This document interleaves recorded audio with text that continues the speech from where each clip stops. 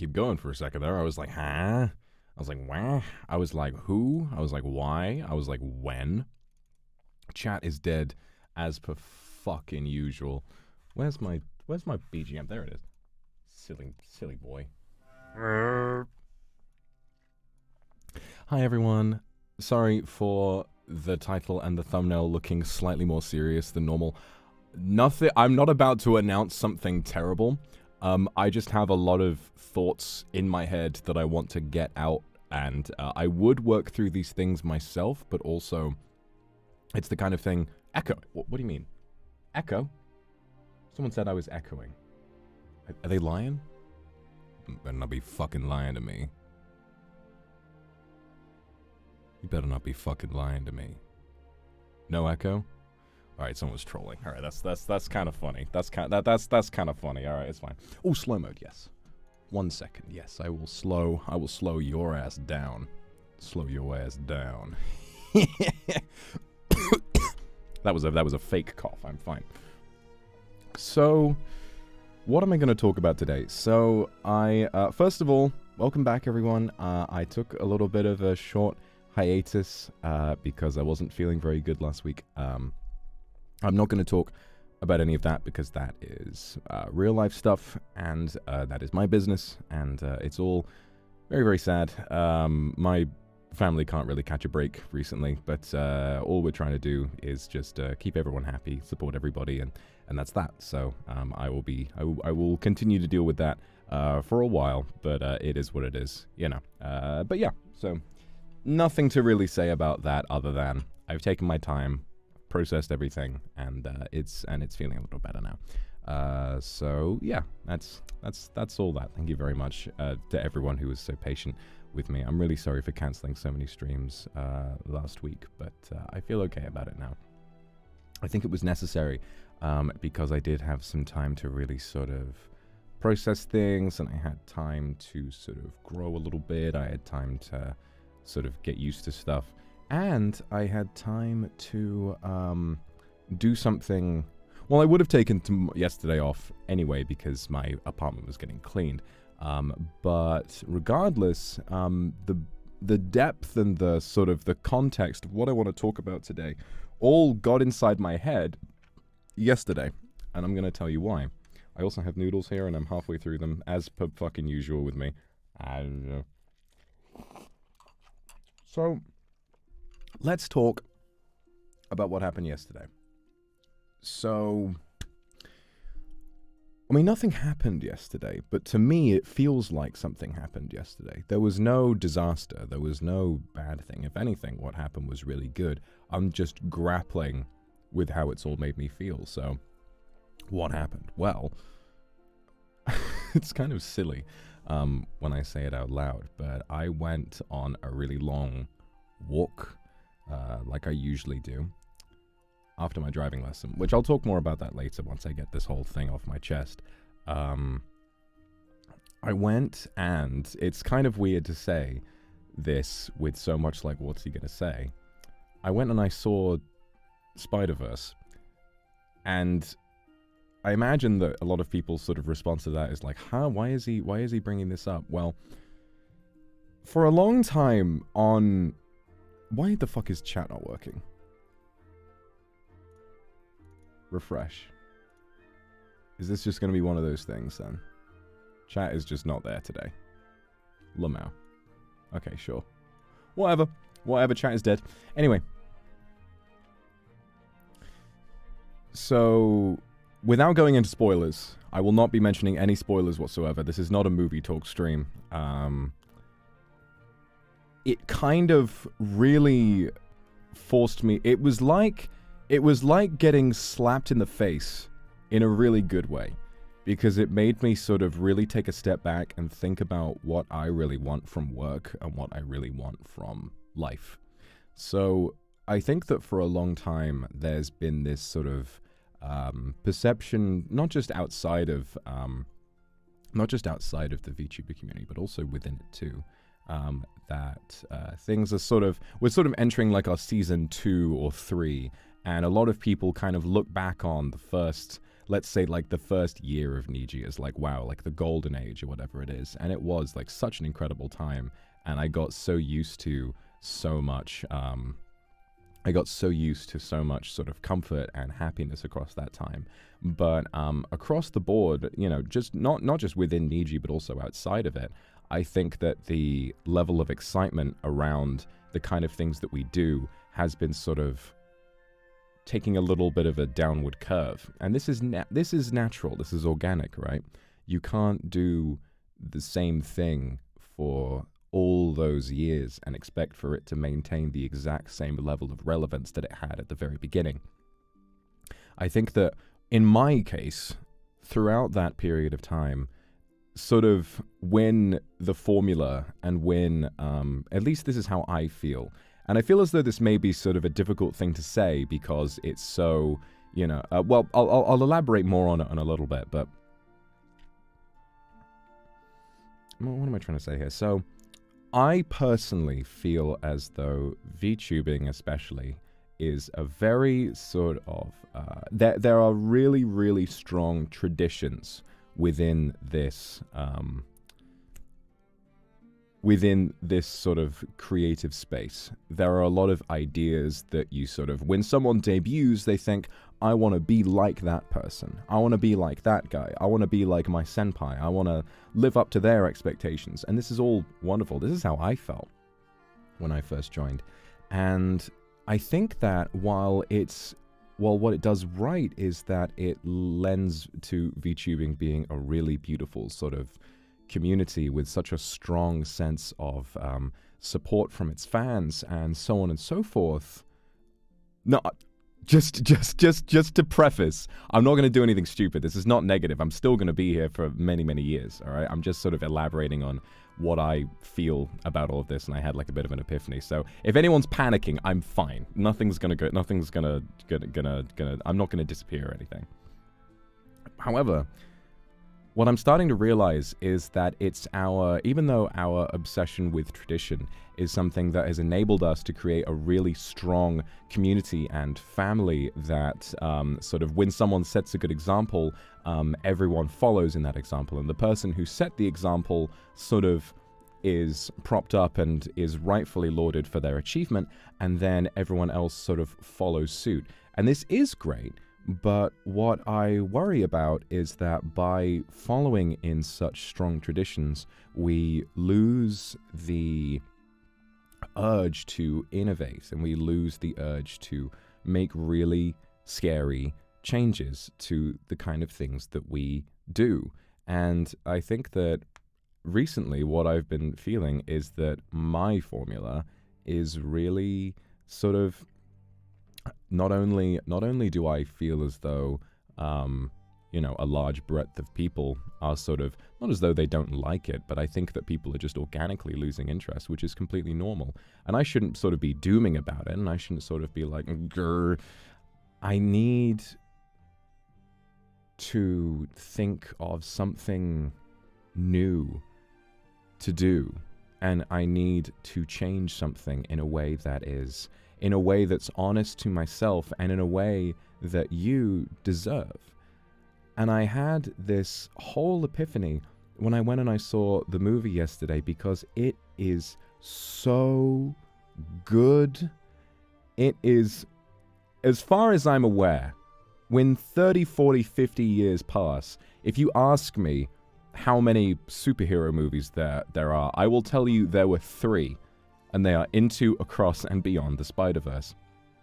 Why it took so long for this genre with hundreds of entries to truly pay homage to, make fun of, and celebrate comic books is absurd. And then not only to do that in such a funny and interesting meta way, but to also be just so many leagues above the competition while doing something incredibly unique.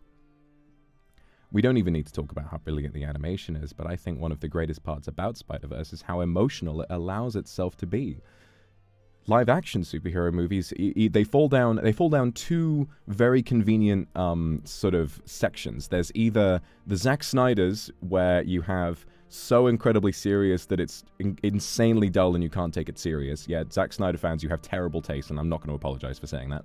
And then Marvel, where you have every single emotional moment being undercut by a quip, because they are so afraid of showing raw emotion, and they are so afraid of allowing their characters to properly emote, and God fucking forbid making the audience reflect for a moment. God forbid making the audience think beyond, oh, this is just some cape shit that I'm going to enjoy for 25 minutes. God forbid. And then Spider-Verse comes along and has some genuinely funny jokes, really interesting references that don't feel like they're just there for the sake of being there. They're there because they're fucking hilarious, and having really strong emotional beats that are allowed to play out in their entirety. It's so astonishing to me that something like this came out in such a beautiful level of quality. And to me, the best superhero movie, I don't even need to think about that. I don't even need to think about any comparisons. Every other one was just a prototype that led up to this. But the important part of what I'm saying is that when I watched it, I was reminded of my roots, and I was reminded of how much more passion there was in my life when I had the space and the time to appreciate good art. And not only that, but also the space and time to make good art. And I am proud of my streams. I think I do make some good stuff, especially with a lot of ASMR, allowing myself to improv and to do all of that kind of stuff. I think that in the time that I've been so focused on sort of producing stuff daily, because I think the main reason why is because I have such a strong relationship with you, because I feel like when I see those names, when I see chat, and I feel like I have sort of a connection that feels like I do want to see you every day. And that's why even this week, where I said, oh yeah, lighter week this week, gonna take like a little bit more time to focus on myself this week, I'm still streaming every day apart from yesterday. It's really, really difficult.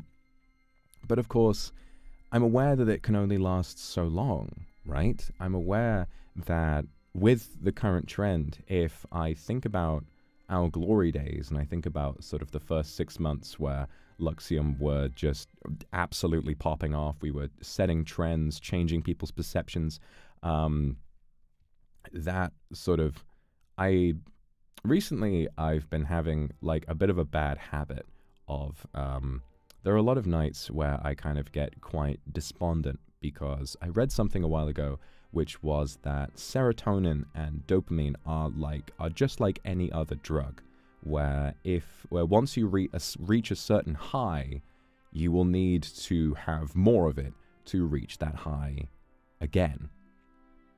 So recently I've been sort of having a lot of nights where I wind up feeling very depressed, and I will sort of walk out onto my balcony, and I'll sit down with a beer and just look at the view and wonder, will I ever be that happy again?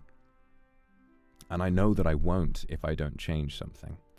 And I don't know what to change is the thing. And that's why I wanted to stream today, was to sort of brainstorm and think about what to do next, because as more time goes by, the more that I'm getting frustrated, and the more that I'm losing my will to keep doing the same thing day in, day out. Oh, today I'll play an indie game. Today I'll, do an endurance stream. Today I'll do an ASMR and give you kisses and stuff.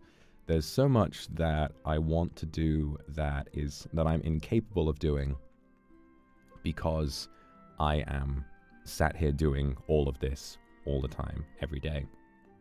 And I think the thing is, it's difficult to pull myself away from this, because it has worked so well in the past, and it still is working very well. Like, the thing is, I can't, what am I trying to say here? I can't stop, because this is my job and I'm happy with it and I'm successful. And then I think about some other people, you know, getting their start in VTubing who would be, you know, who would reach this level and would be like, I'm so happy, and I feel like I should be happy too, but I'm not. And I think Spider-Verse, of all things, made me realize that I'm not happy with the way that things are in a certain way. I'm really happy with all of you and the way that you treat me and the way that this community feels. That's something that I've always wanted, and it feels really, really great.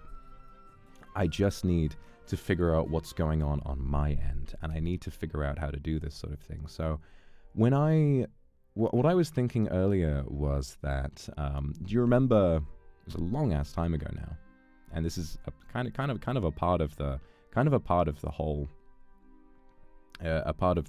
problem. I got my camera. I bought a 12K, pretty damn expensive camera, because I used to be a student filmmaker and I used to make all sorts of different things, and I bought it because I wanted to reconnect with that and I wanted to shoot things. But I was immediately hit with two problems. Number one, I can't really pair live action footage with this because it has the trouble of perhaps putting me in danger. And also, I have no time to do anything outside of this. This streaming is my entire life. I wake up to stream, find something to eat. Occasionally I'll go out and do something every once in a while, and then I go to bed. When it comes to hobbies, especially considering as a guy with ADHD, giving your fullest energy and focus to more than one thing at a time feels Herculean in comparison. So it's difficult. Have a little drinky. I think that I feel burnt out not with streaming as a whole, but with the never-ending race to produce content, right? I've had this epiphany multiple times. I think that I'm incapable, like fundamentally incapable, of being a traditional content creator, because I really look up to people like Mr. and like Shoto, for example, who always are thinking of that next thing. They always have, and I think that to an extent, it's always like, this is how you make a good thumbnail. This is how you do a good tweet. This is how you do this. This is how you do that. For me, I just have this weird, like, gut aversion to that kind of thing. And I know that I could be way more sort of successful if I was able to embrace that side of this career, but I just don't want to. I just don't want to think about, like, you know, I mean, let's think about this stream today, right? It's not necessarily clickbait, but I thought about just typing Zatsudan, hey guys, I'm back. Let's be honest. No one would, there wouldn't be 5,500 people in here. There might be 3, right? A big part of content creation, let's be honest, is sacrificing your common sense to reach a higher level of success, right? And as much as I've thought about trying to do that, I don't think that I can. And not that anyone is wrong for having done that. Not 3K. You know what I'm saying. As I would never dare to disrespect someone who is able to do that. I am thrilled and sort of like stunned by people who can push themselves to that level, right? It's inspiring and it's incredible. But I've tried, and I just don't think I can do it. So I need to find something that shakes up my formula, but that is also true to me. And finding that is really difficult because my immediate thought is with storytelling. My immediate thought, I have this, hold on, my noodles are getting soggy, I need to eat more.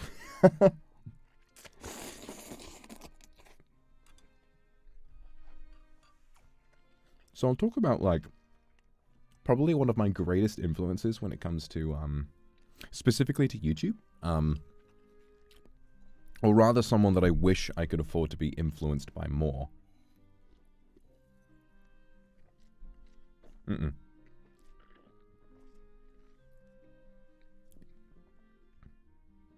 Is, sorry, one YouTuber that I've been influenced by a lot, or rather, like I said, that I wish I could have been influenced by, and that I wish I could follow in the footsteps of more, is this guy called Settled, who makes RuneScape videos. And he made a series, it started like in 2018, called Swampletics. And Swampletics was so good that people who did not play RuneScape watched this series. I, at the time, had not played RuneScape in many years, maybe like 5 or 6 years. I hadn't touched the game. My 2,500 hours in the game is because of that series and how addictive it was to watch. And at the time that he was putting out sort of an episode a week or so, the entirety of the RuneScape community was obsessed with Swampletics. I heard about it through, actually, because I used to frequent the old school RuneScape Reddit of all things. I don't go on Reddit anymore, thank God.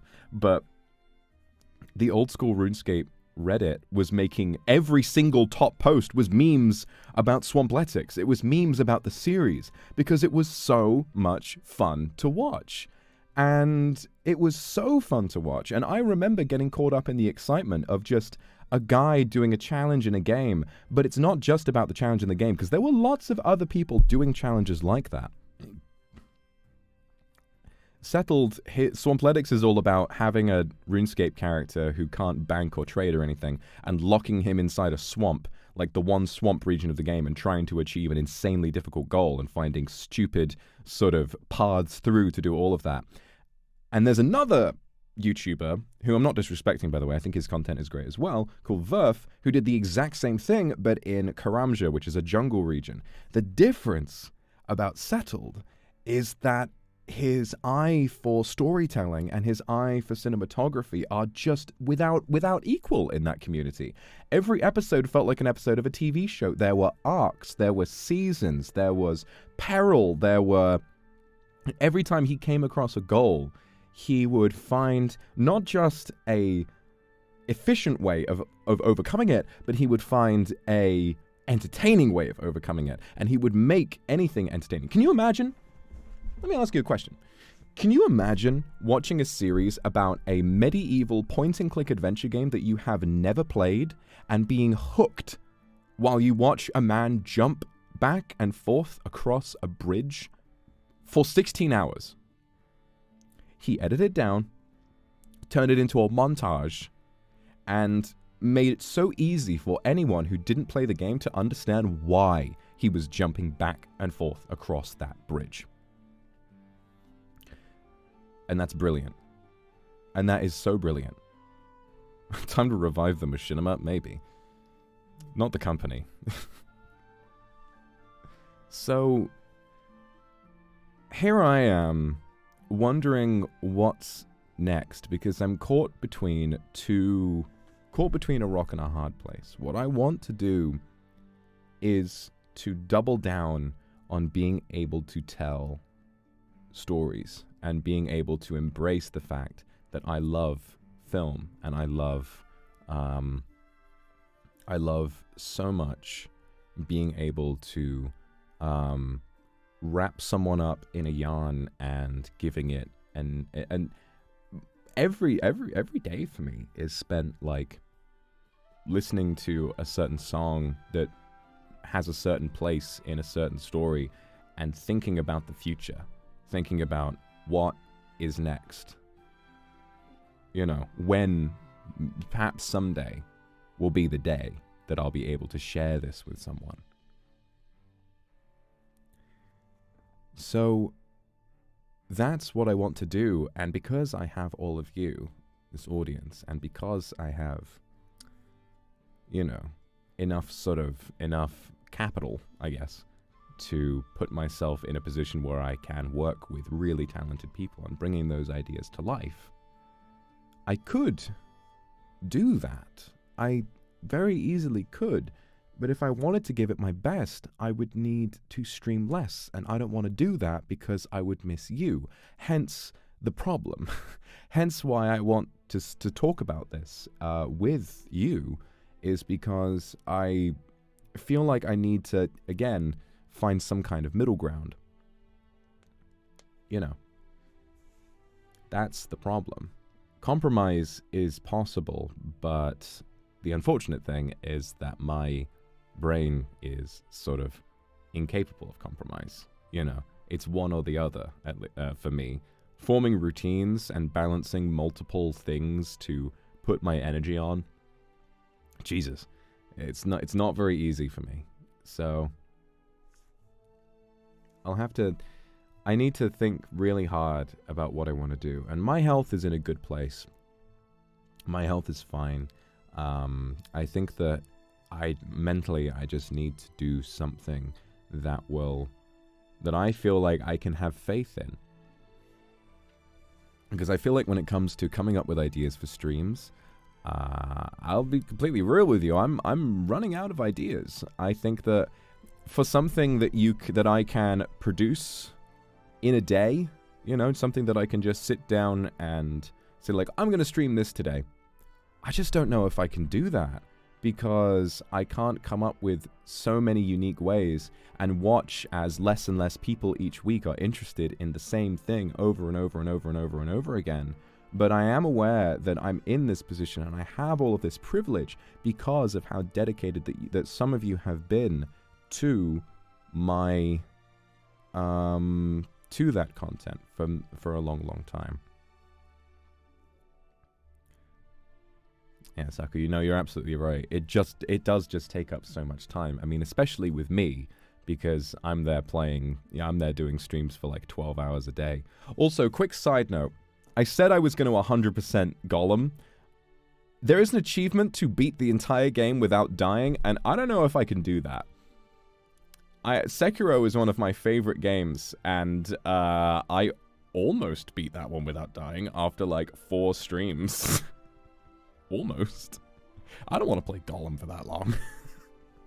So I'll have to maybe do a rain check on that goal.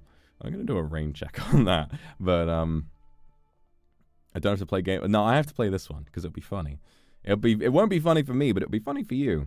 And that's what content is all about. Show us your editing process. I mean, the issue with that is that I don't want to spoil anything. It'd be like, you know, that'd be like if...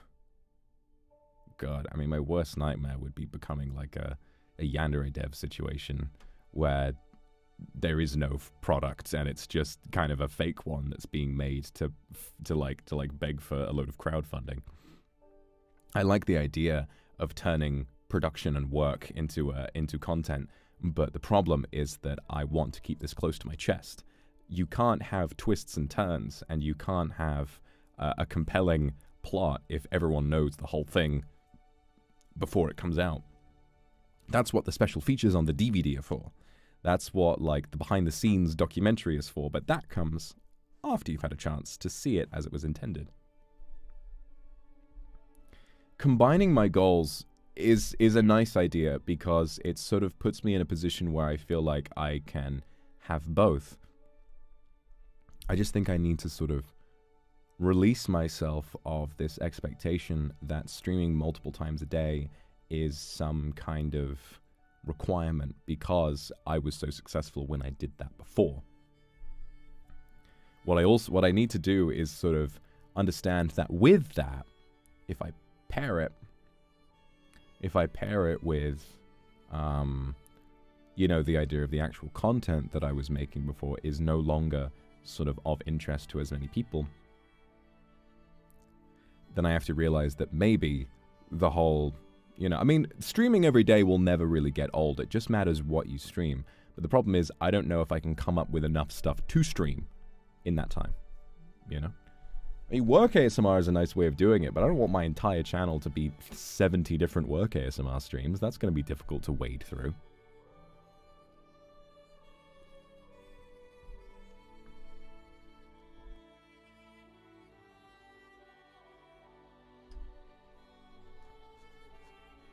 Also, fun. Okay, I don't know if you can notice, but I'm in my booth. This is the first time that for non-members I'm in my booth, and you can hear sort of like the deadened reverb, and it's really nice.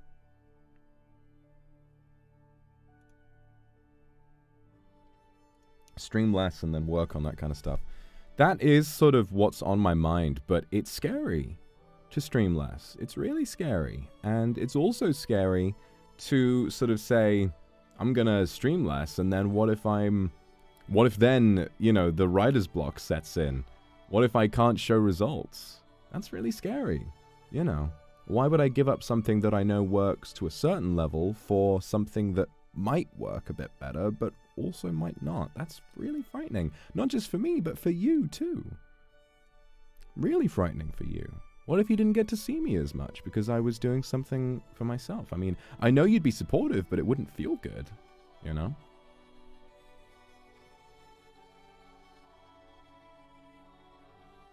Work streams on Twitch? That might be a nice idea. That might be a nice idea, yeah. Because when I did the work stream, it actually really did sort of help me focus quite a lot. There was a big backlog of stuff. Try combining gaming and storytelling. Maybe find a very plotless game and try to make your own narrative within it. I mean, I kind of do that a lot of the time anyway, you know. Like, I guess that makes sense. Maybe trying to sort of... The problem is that when I play a game, if I was to sort of... I had this idea that when I played Garten of Banban, I didn't wind up doing it, but I had this idea that when I played Garten of Banban, I would do some sort of stupid scripted thing. And I would start like... You know, I would like pretend that Banban came and knocked me out in real life or something like that. I had this like weird idea that I should do something like that to sort of make it unique, but I never wound up doing it in the end. You got to make choices because it's physically impossible to have everything. Yeah, it's so true. It is so true. I just need to think so carefully about, you know, the right thing to do, because I respect what you're saying, but my decisions at this point affect me most of all, but they also do affect, you know, all of you, especially those who are like really sort of knee deep in this community. I mean, you know, it breaks my heart to kind of think about all the people who say that they miss me while I'm gone, you know, and there's nothing wrong with that. That's just like, wow, I have an impact enough on these people's lives that when I take a break, it's like they think about, oh wow, I miss all of this. You know, it's difficult to think about, and I want to, you know, and I think that if I was to think about it from a utilitarian perspective, if I was to affect you and your experience interacting with me, then perhaps it would sort of be a cause for some people to move on. And I know that that's organic and that's natural, but it doesn't feel good, you know. So I have to think. I have to really, really think, and that's what's scary about it, but I know I need to do something.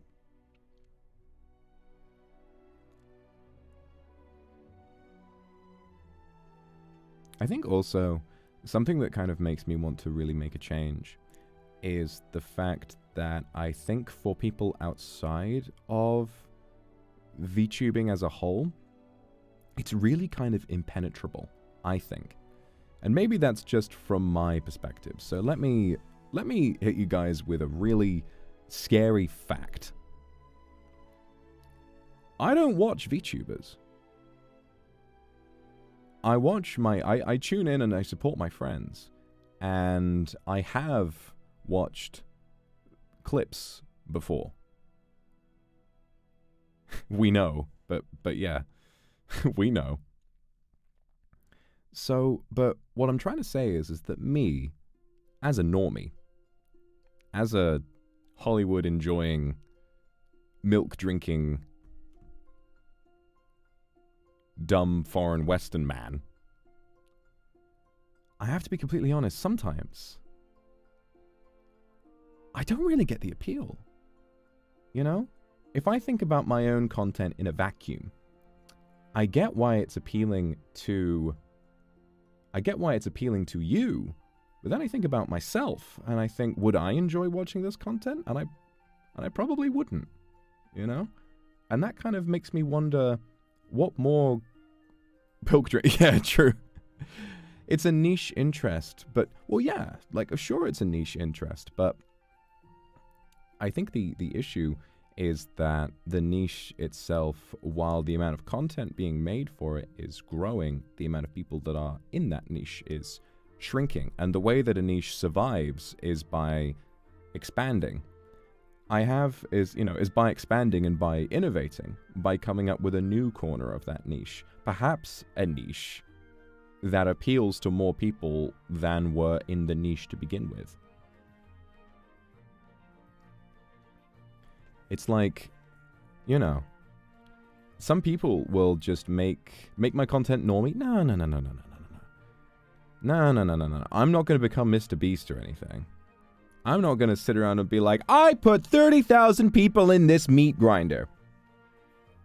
I know VTubing is already a niche. That's what I'm saying, is that the niche across the board is facing a problem of limited appeal. It's sort of sucked up the vast majority of the people who enjoy it. And what we're noticing is that rather than pulling in more new people, it's kind of seeing a point where people are losing interest at a faster rate than new people are gaining interest. What I'm saying is that, yes, it's niche, but what if, crazy idea, what if it was easy to enjoy for different people? Instead of, throwing ourselves upon the sword of tradition and saying, well, this is what's worked before, let's do it over and over and over and over and over again, because the niche likes it, why not try and pull more people into that niche and show them what's so great about us, Because while I'm in here, I've gotten so used to my friends, and I've gotten so used to all of the wonderful content that everyone makes, all of the songs, all of the, the projects that people work on, not just my friends in Niji, but all of the projects that you make as well. The incredibly different experience of making content for a fan base that gives back so much. That's so different. It's so different from normal streaming. I think it's different enough. That it's alienating for some people. And I think that the real way that we can sort of grow this and show something so brilliant to such a wide breadth of people is to change and to innovate and make something new. I just have to figure out how. I just have to figure out how. And I think that being able to make really unique, because that's why I'm inspired by Settled so much with Swampletics, because people who didn't play RuneScape loved the series. You don't get much more fucking niche than fucking RuneScape, do you? A point-and-click adventure game made for children in the late 90s that has such a powerful niche enjoyed by a bunch of just criminally online people. You don't get much more fucking niche than that, and yet he made content that was so good, it broke the niche, and as a result, the niche grew. Him and his friends, those he cared about, became more powerful and had more sort of, a larger audience who were brought in by him because he wanted to, because, I don't even know if he planned to, but he made content that was so good that it broke the niche, and loads of people came in, and now it is larger and better off for it,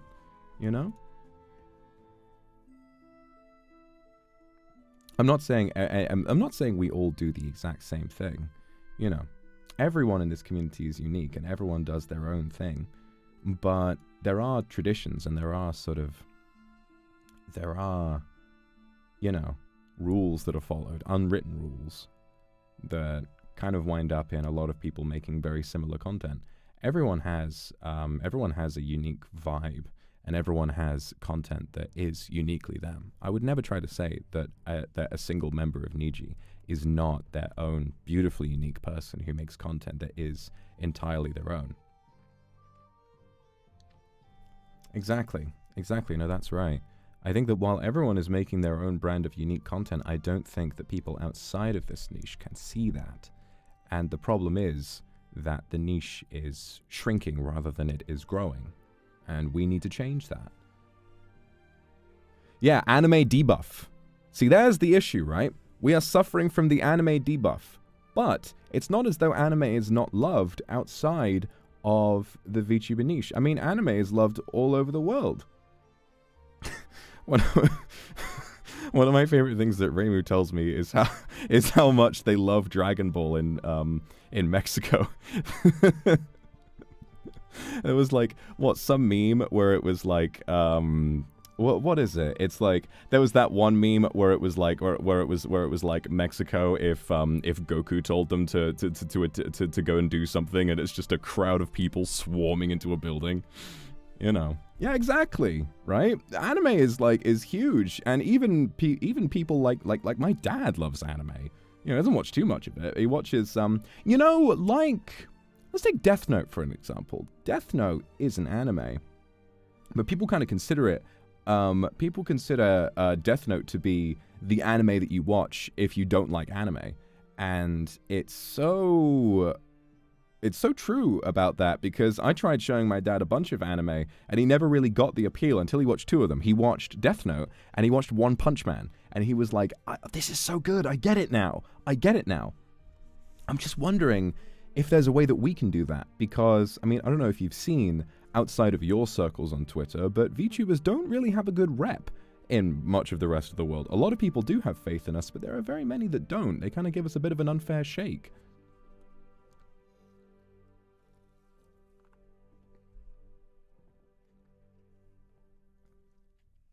These are just, you know, these are just a lot of the thoughts that go through my head. You need to pat yourself because you got this growth like a huge portion of people who wouldn't normally be weeb.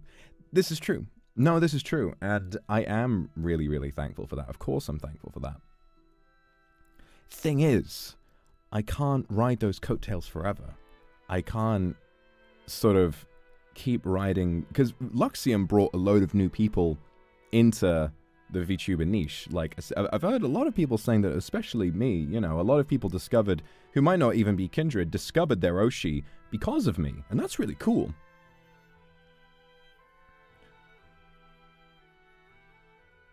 I can't ride the coattails of having done a great thing once for the rest of my life. I need to come up with the next big thing.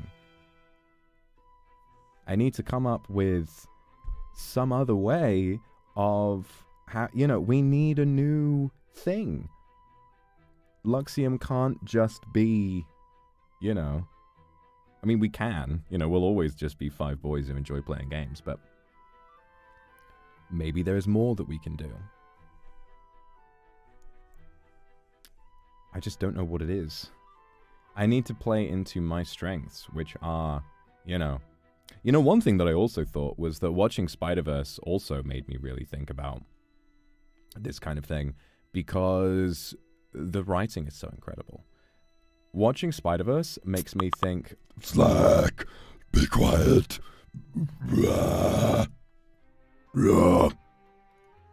Slack.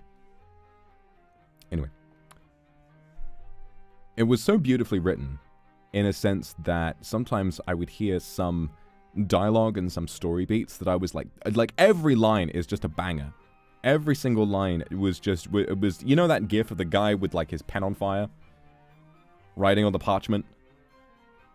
That was fucking Lord Miller writing the new Spider-Verse.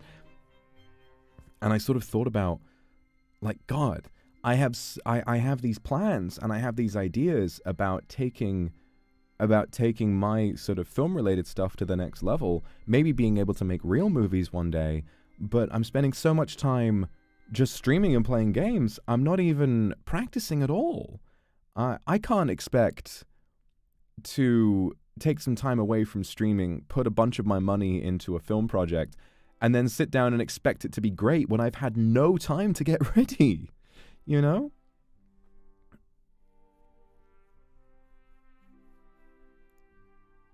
I sat down and I thought, Jesus, these guys must have been writing every day. It reminds me, I don't know if you guys have ever seen, and you guys have ever seen it, it's a really funny movie called Throw Mama from the Train. The main character is a writer, and he has this line, a writer writes, always. And I don't. I don't have time. I don't have time to sit down and work on a plot outline or to write a dialogue. I mean, the most that I've written is the screenplay that we're working on together. But that's like once every 2 weeks. And last time we did it, I had writer's block and we didn't get anything done. You know. Danny DeVito does slay in that movie. That is a good idea that I've thought about. Yeah, thinking outside the box. Audio dramas would be a really nice idea. Sort of fleshing out a really expansive lore, because I have lived a very, very long life. I have many, many, many stories to tell. A proper, well-produced audio drama, perhaps with commissioned artwork, like sort of like a main cover for it that would kind of show on the front. That's the kind of thing that I think could really sort of turn some heads. It might take a little while to sort of get going, and I would need to make them really good. But I think about sort of the obsession that the RuneScape community had with Swampletics. You know, even the people who didn't enjoy the game were hanging on the next episode. How is he going to get level 70 Slayer if he can't get a Slayer task in the swamp? How's he going to do it? And then by the next episode he says, I have found a way. There is a minigame where I can get these random books, and if I play this minigame for 700 hours, I will be able to use these books to get enough Slayer experience to finally start training Slayer inside of the swamp. So people who had no fucking idea what he was talking about got it, because he explained it right and made it feel like a series. So things like that, where I put more time, energy, and effort into something, but, you know, a visual novel, that's a great idea. Yeah, a visual novel is a really cool idea. So, yeah, like a lot of stuff like that. It's just, I'm hit with the fear of it not working. But of course, where would I be if I had ever listened to that in the past? I was scared. I was scared to audition for NIJISANJI. Like, every time I saw an email from them, I was like, oh god, alright, what are they gonna say? I was like, alright. You know, I was terrified, but I kept doing it. I'm remembering, it reminds me of streaming today, you know, wearing like a shirt and sweatpants. And I'm thinking about when I first had my, when I had my first interview, I wore a suit. I wore a suit for my interviews with NIJISANJI, and Riku Tazumi wore just like a casual shirt, and I was like, oh man, I feel overdressed now. But you know, looking back to me being so paranoid then, and me being sort of so open about it now, I'm aware that change is possible. I just need to be able to, you know, getting a visual novel done would be really cool, because there's a lot that you can do with something like that. Maybe just focusing on having lots of projects running all at once is a nice idea. You know, I don't know.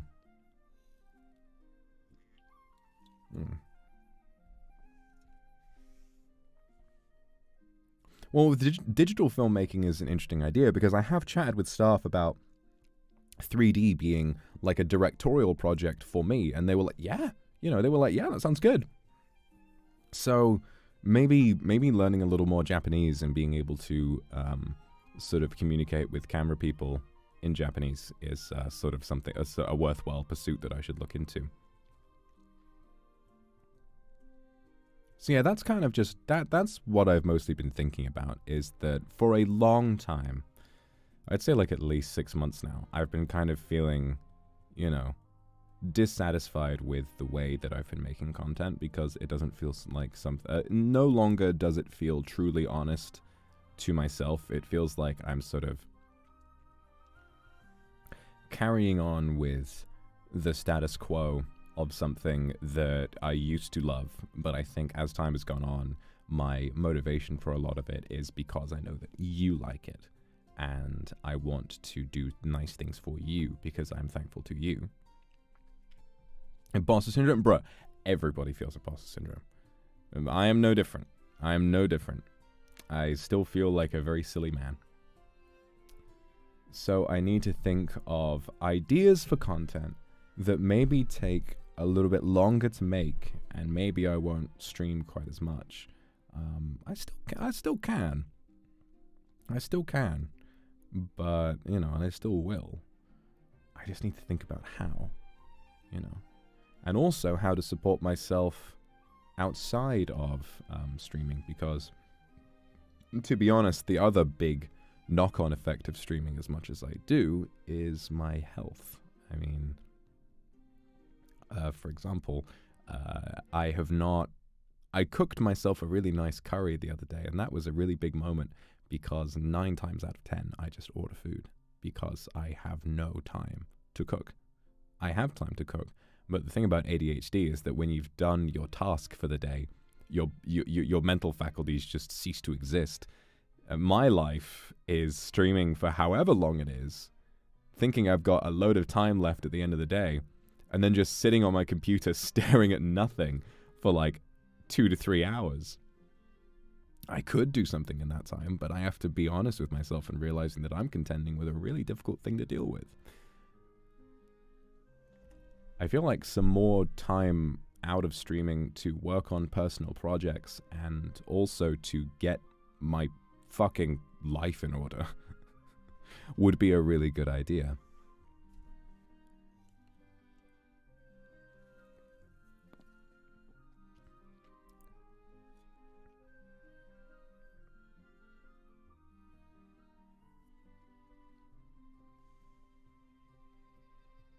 I do have that's good, and a lot of people have been suggesting under the table.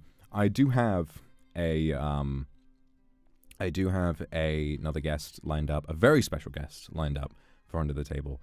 We're not sure when we're gonna do it in the near future. We're not sure quite because he's very, very busy, but you know, it's confirmed that it's happening. It's just a matter of when. So the guest is very, very busy. You know, lots going on, but he'll be coming around. Vinny. I wish. And no, it's not. It's Obama? Yes. The next guest for Under the Table is Barack Obama, baby. Now let me be clear. Obama? So yeah. So, I'm going to speak to you from a really personal place now. And I want for you to be really, really honest with me. If you're a lurker, if you're someone who chats often, whoever you are, all of your words to me are as important as anyone else's. I just need to ask in a really serious way. And I know that the answer is going to be yes. I know that you will support me, but I have a lot of problems with being unable to please people and getting upset. And what I want to do is ask for something very important. Just tell me in plain English, if I change my content, if I stream a little bit less in order to put more time and energy into different kinds of things, would that be okay with you? Would you still support me?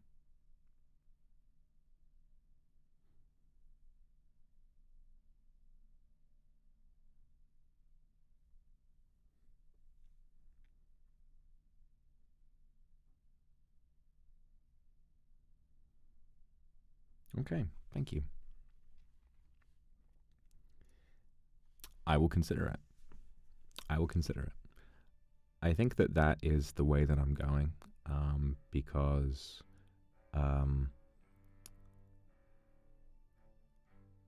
I'll share a little bit about sort of the production on the law project, because it's very important to me. It's been in the works for close to 18 months now.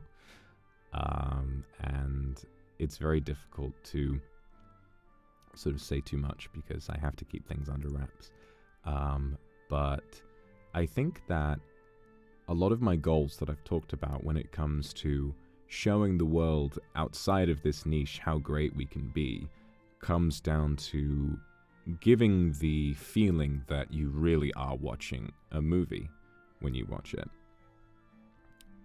There are going to be posters. There is going to be, I'm considering sort of a series of interviews with the main cast. I'm considering, I mean, the soundtrack alone, I think cost more to produce than all of the money that I have ever earned before I joined Niji. Every single coin that crossed my hand before I joined Niji, through all of the many jobs that I worked, all of it, I would have been saving up for my entire life and then some, just to afford it, were I not working here. I want for it to be something where, and this is kind of the main idea, this is the main idea behind the sort of changes that I feel like I should make, is that what I want is, because, let's be honest, right? So many more people know that we exist than actually regularly watch the streams. So many more people will know who I am than are regular enjoyers of my content. And this is normal and this is fine. And I'm not, like, complaining or anything. I'm not like, where. But what I am saying is that a really good example would be the Luxiem outfit reveals. Fucking hell. Even during a time when we were enjoying sort of lower viewership than we were used to from when we started, you know, my debut peaked at 20k, Mr's second outfit reveal peaked at 90. The excitement is there. People do like us. And even outside of the Luxiem niche, of the Niji niche, of the VTuber niche, outside of all of that, I think that something that screams, that says, holy shit, that guy's making a movie? You know, it's just fantastic enough, and it's just different enough that, wow, you know, maybe some more people who never considered, maybe not people who never considered me, maybe not people who never considered Niji, but people who never really considered VTubers and had them outside of their peripheral vision, might see something in that is a little, that is different enough that they'll think, well, Jesus Christ, I better check that out. You know. And I think that's what I want. What I want is to be able to use this platform and to use the incredible privilege that I've been afforded by all of you to really chase that dream, and to make things and stuff that will help us grow again. And it's scary to think about the kind of sacrifice that I might need to do in order to make that work. But I have to be honest with myself. I don't very rarely, when I have a moment to think, do I think about streaming. Very rarely do I think about, God, I can't wait to do that indie game tomorrow, or God, I can't wait to do that Zatsudan tomorrow, or God, I can't wait to do this. What I'm thinking of is, God, I can't wait to work on this idea. God, I can't wait. Most of my time is spent listening to music that takes up a specific sort of place as a scene that I've figured out. And I think about, God, I hope I get to show that to people one day. And maybe, just maybe, I need to realize that sitting and waiting around for it is sort of a weaker idea than just gunning for it. Right? I don't want to do I mean, maybe I should do no schedule for a little while. I'm just scared of, like, you know, changing things up too much. Because having expectations is nice, you know, and sort of letting all of you know what I'm doing is nice, even if the schedule is very limited. So yeah, in summary, I really appreciate all of you for listening to me spitball about this kind of thing, because it was on my mind all day yesterday. In sort of summary of everything I've been thinking, and we'll keep talking after this, because there's more stuff I want to talk about.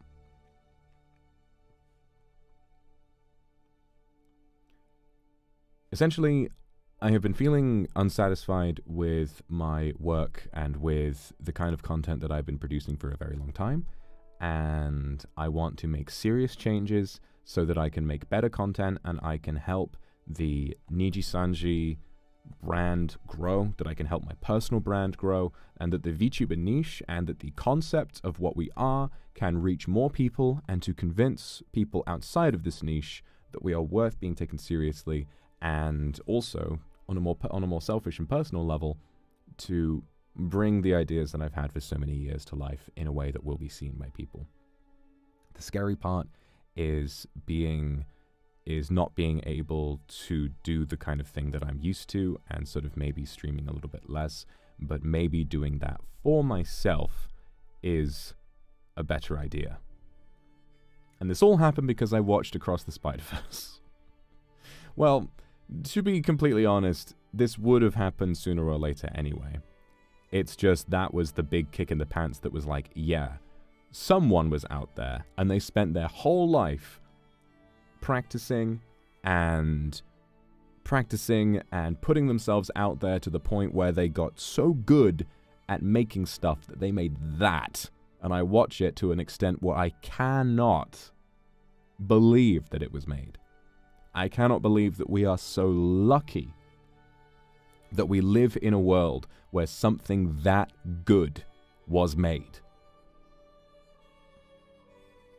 And I can't keep being this and expect for me to reach that someday. Setting that as your target is insane. I saw a tweet that was like, imagine trying to make an animated movie now. Imagine trying to make a different animated movie when Spider-Verse exists, right?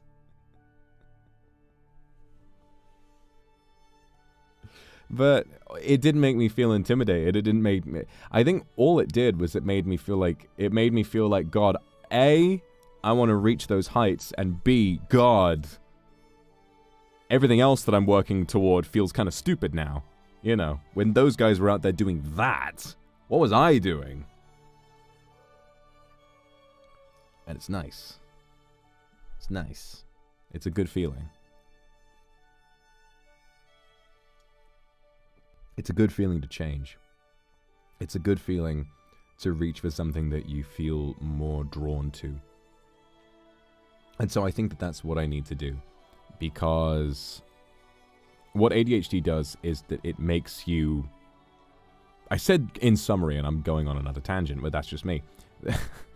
Speaking of which, the thing that ADHD does is that it picks and chooses what you do for you. It's very difficult to force yourself to do something that your brain doesn't decide to do already. And maybe the solution to all of this is to just listen. Go where the wind will blow me. And I know that if I do that, I will make the best things that I can. And that's what you deserve.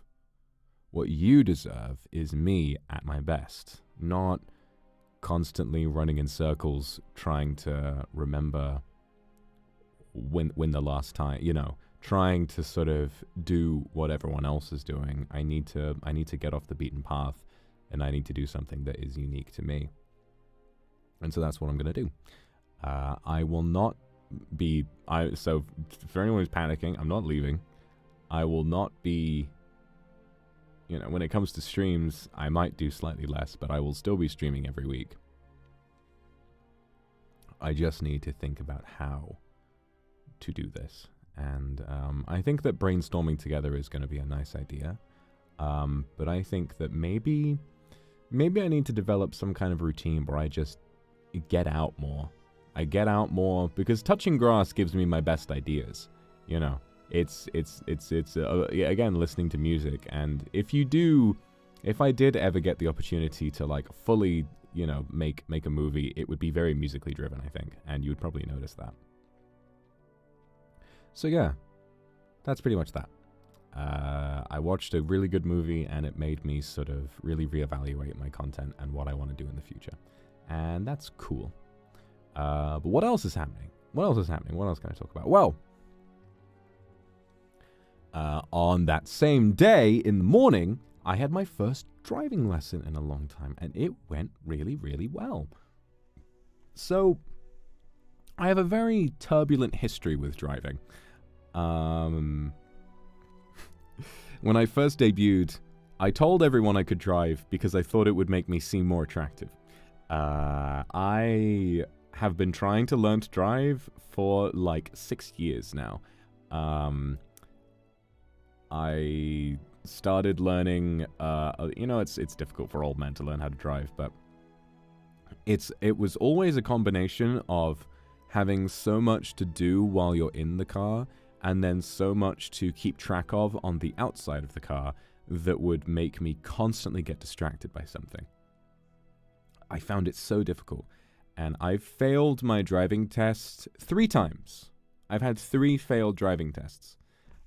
So I think it is a bit of an ADHD debuff, but also it's just driving specifically was always my kryptonite. I started learning in a manual, and it's actually my dad who spent the most time trying to teach me.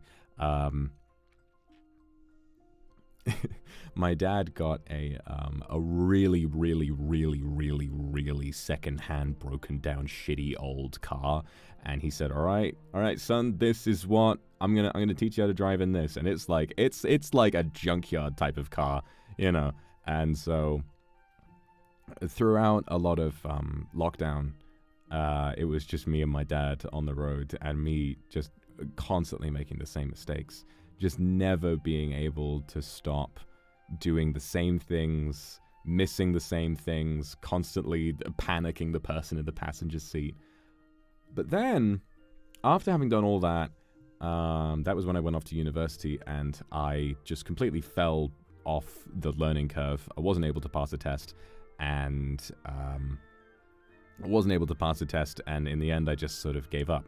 You know, I wasn't really able to keep learning. And I figured, like, God, it feels so far away. It feels so far away to be able to do this. And I gave up for a really long time. I was not behind the wheel. But recently I decided, you know what, fuck it. I'm gonna try again. So I found a driving instructor near me, and I decided I'm gonna try driving an automatic, because I'm like, you know what? Like I said, I have the mental faculties of a soggy chicken breast. I need to recognize that, and I need to drive a car that suits me. So I got an instructor. He's a really, really lovely guy. And I think I'm also starting to realize that I had really weird driving instructors before.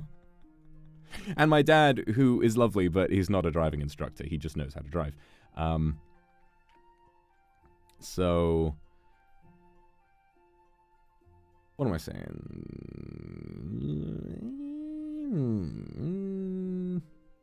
Also, Kindred, flex days marked for tentative or gorilla, depending how I'm feeling. That's a really good idea, actually, because I am the king of canceling streams. I do that a lot because my emotional state can fluctuate so much on a given day.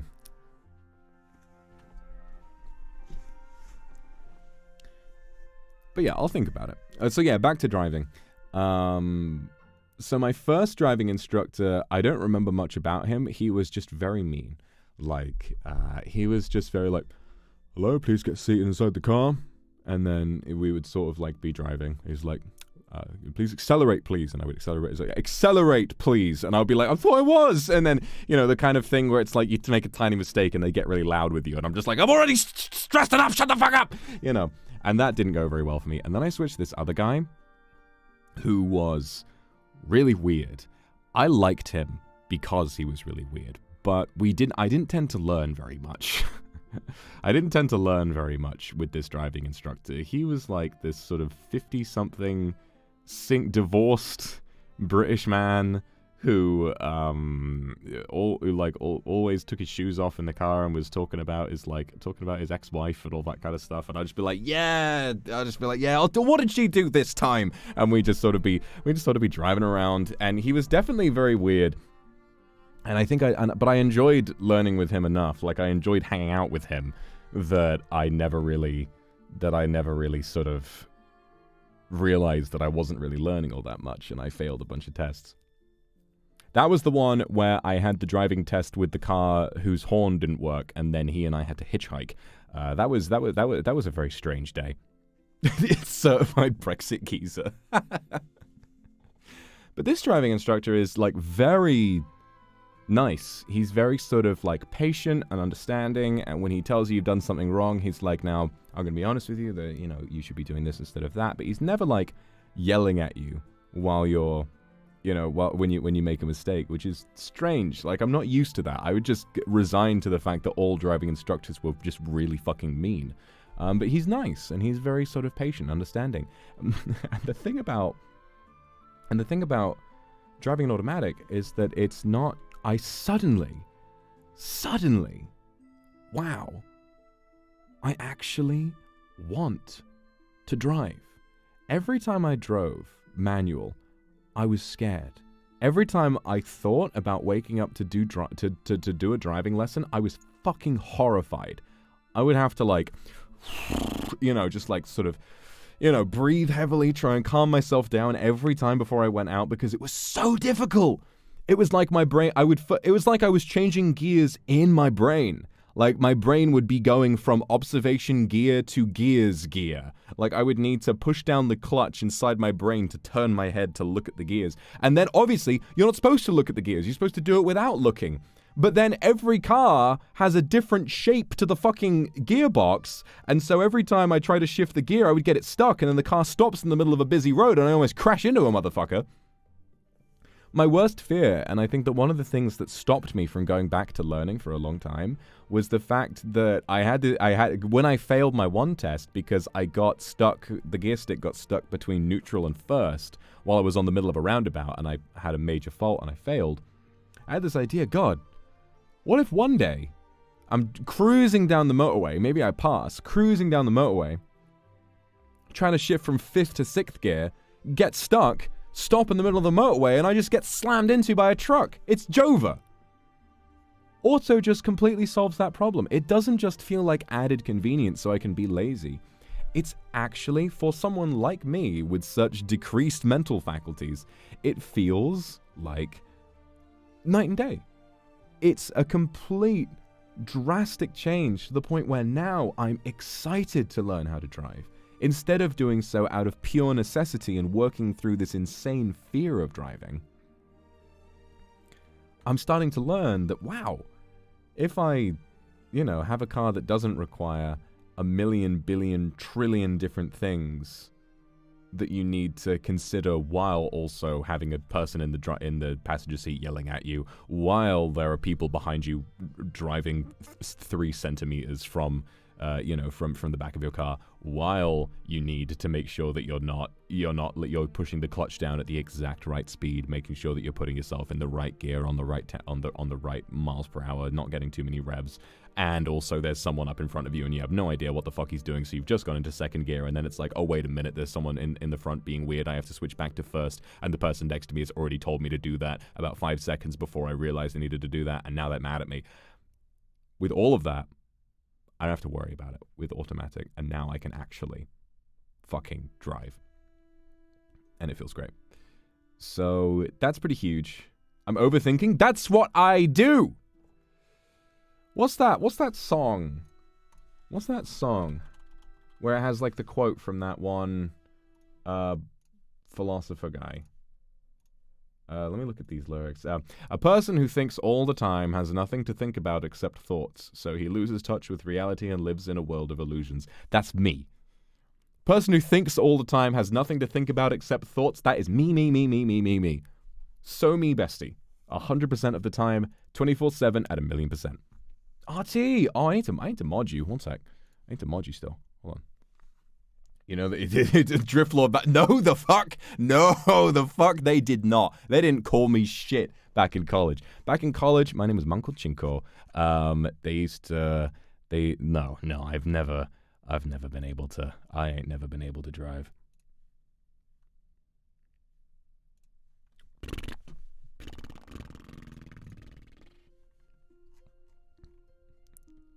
Hope you well. I am doing well. Yeah. No, all fine.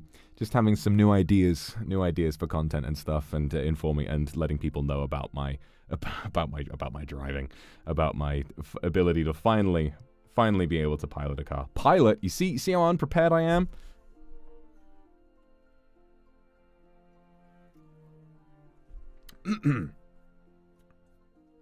But yeah, so that was fun. Definitely a really interesting experience to like go out walking after I had done it and then see cars on the road and thinking, man, I can't wait to start driving again. You know? I never used to think that. I used to see cars and be like, fuck, how do people do this?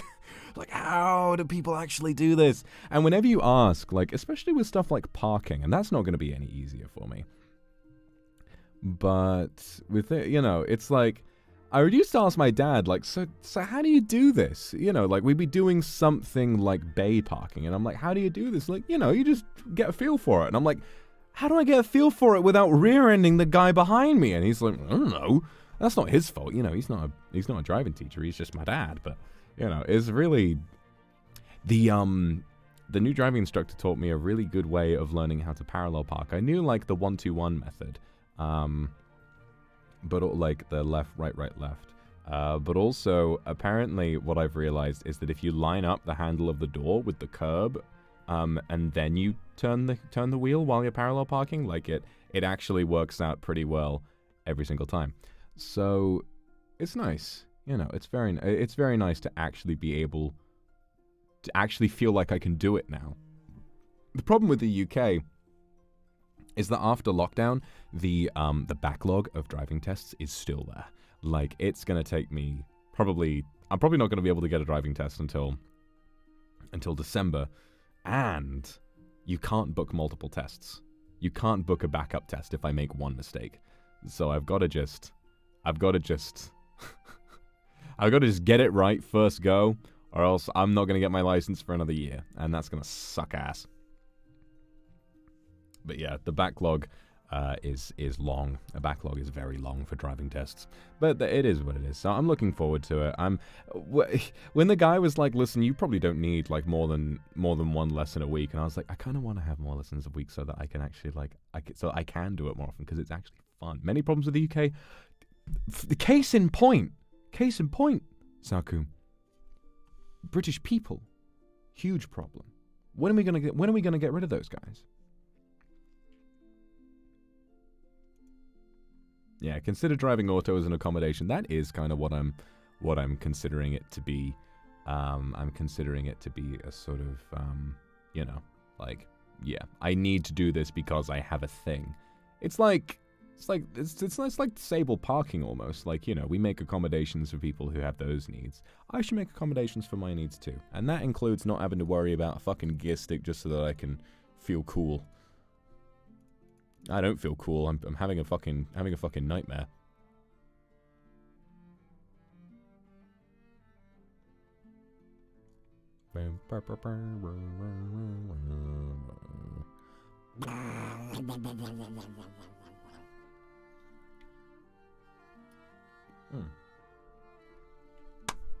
What else am I thinking about at the moment?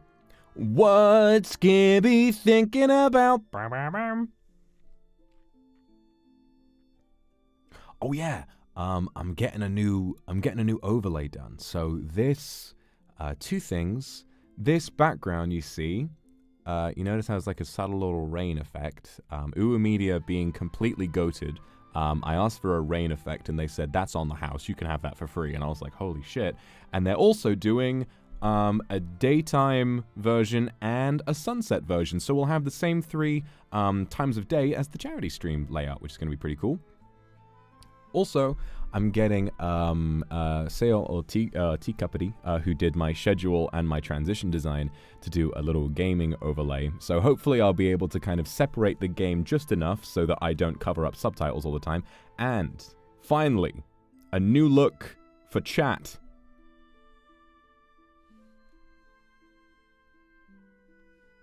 That doesn't look like shit. We will have a chat that has like a cool design. You know, a chat that has like animation in it and shit like that. So you guys are going to be able to see it go like, wow.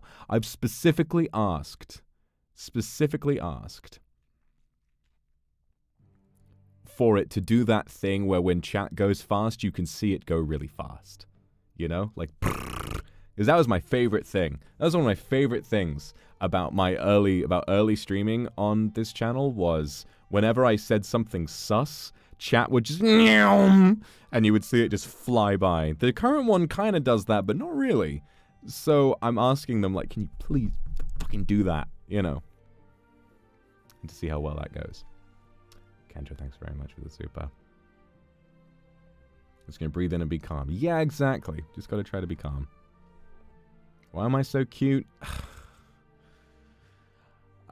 If only you knew the depths of depravity that I have committed.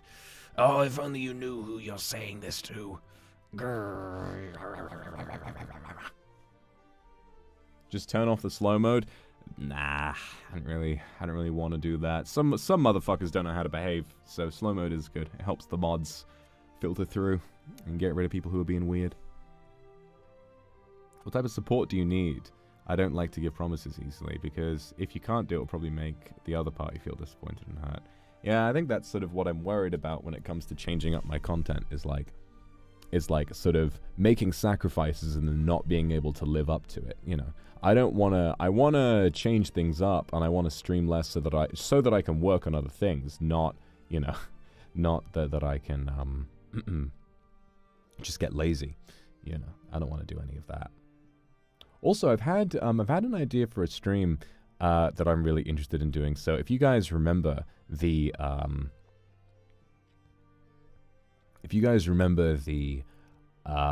what is it? The top 10 movies stream I did. I really want to do that with albums. I want to do like a top 10 favorite music albums, because the interesting thing about that is that I don't really know anything about music. I don't know how to talk about lyrics. I don't know how to talk about composition or producing or anything like that. I just know how that music makes me feel.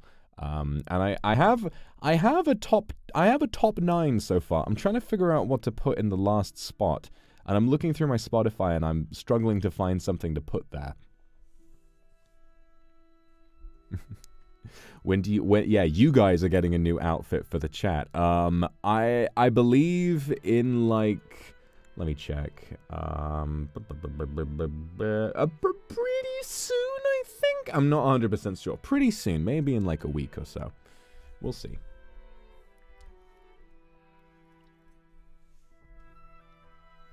If I share my playlist, there would be no point. There would be no point in doing the stream. So I'll do like a countdown for top 10. You might be able to figure out what some of them are from the get-go. But I'm still going to enjoy talking about it a lot.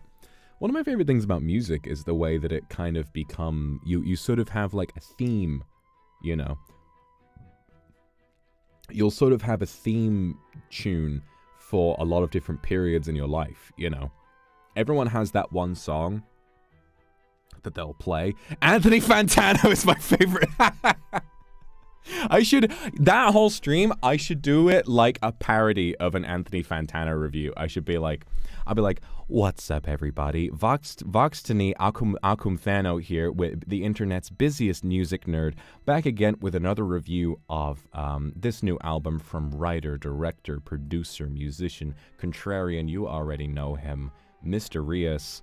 And then I kind of get like the green screen with the album cover on it. Akumtano here. Transition. I hope you guys really enjoyed. You know what? That's such a good... I'm gonna do that. That's gonna be really funny. That'll be really funny. I'll do that shit. That's a nice idea. Yeah, no. Actually, one of the albums that's on the list was one that I discovered because I used to watch Anthony Fantano. When he talks about music, I got no fucking idea what he's talking about. It's like the layering and the this and the that, and I'm like, I love your funny. I like your funny words, Magic Man. Yeah, he's a great guy.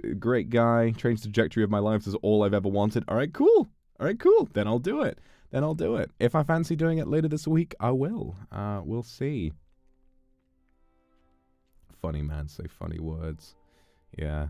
Also, didn't he give My Beautiful Dark and Twisted Fantasy a fucking 7? Ugh. Imagine not recognizing Peak when you see it. Impossible.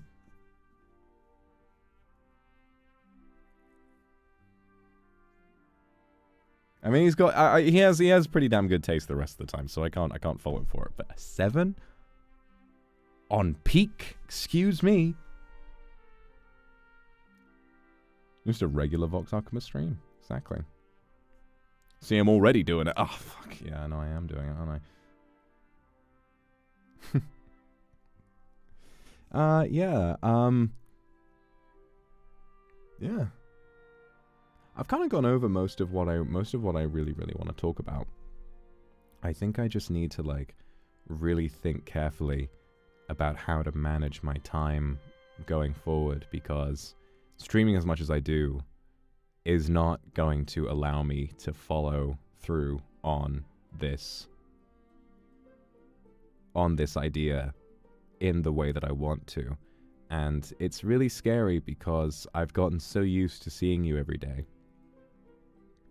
And I'm a little scared of, of not seeing you quite so often.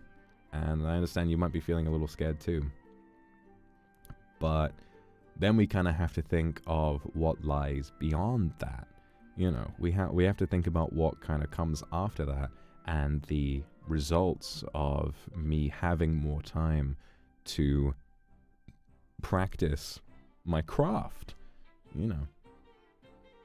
I want to be a screenwriter. I want to be a director someday. And I have the opportunity to practice and to get better at that right now. But I'm not doing it. And that's a problem. And I should be.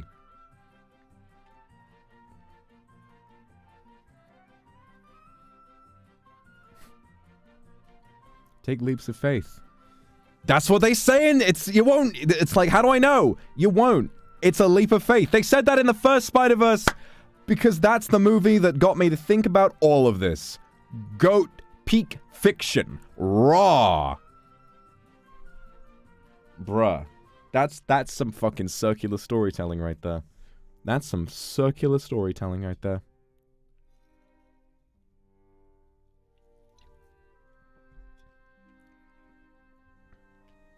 It's not always about the money, Spider-Man. It's about the Mets, baby. Let's go Mets. Oh, get time to get a home run. Love the Mets. Let's go Mets. Probably one of the greatest memes of our time. Why does he love the Mets? It sounds like someone talking about what they think baseball fans talk about. Oh, it's got a home run. Time to get a home run. Oh, let's go Mets. Love the Mets. At least half your community desperately wants you to take a break. Yeah, I mean, this year, every proper break that I've taken has been one that I've been forced to take at gunpoint. So, at this point, I feel like taking a little bit more time off streaming will give me kind of more perspective to really think about how to make my content good, instead of just, I love, what is it? I mean, I like watching it, but it reminds me of when, Pyro doing his he's got the main channel which has a video like once a year, and then the live channel which has quote unquote daily slop, and everyone's like, oh, slop, oh, I'm slopping. I don't think that what I produce is daily slop, but it will definitely be better if I have more time to sort of put some time and energy into fixing it. Just do it. All right, I'll think about it. Sabu, thank you very much for the super. Just reassure that I'll be by your side. Thank you very much. Anyway, thank you very much for the super. That's true.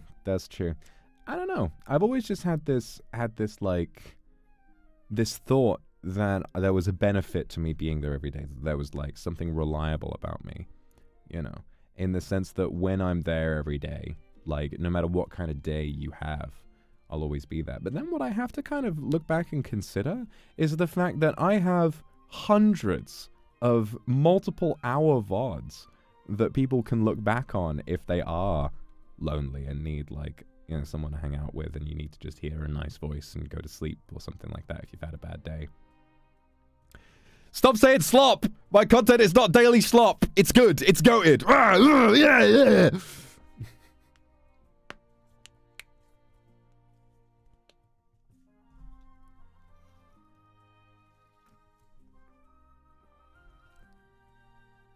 Daily smut. That's more like it. That's more like it.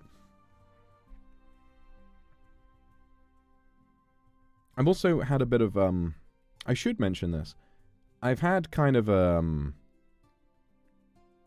another thought about some things, that might be a little more uncomfortable. But eventually I kind of, I mean, not right now, but eventually I feel as though it will become somewhat necessary. I kind of feel like eventually I will have to ease off on sexual content entirely, I think. I will always be hyper flirtatious and really sort of, you know, fan servicey, and I will always give kisses and stuff like that. And I never want to stop being, like, you know, for the ladies. You know, doing it for the people who don't have media made for them very often. That's kind of always been my thing. But I think that when it comes to the idea of, okay, let's move forward with something that can be accessible for people who are outside of the niche, I think that what we have in terms of sexual content is so niche that it will be completely flabbergasting to anyone that finds it without, like, the year worth of lore that has led up to the point where sexual content on this channel is at this point.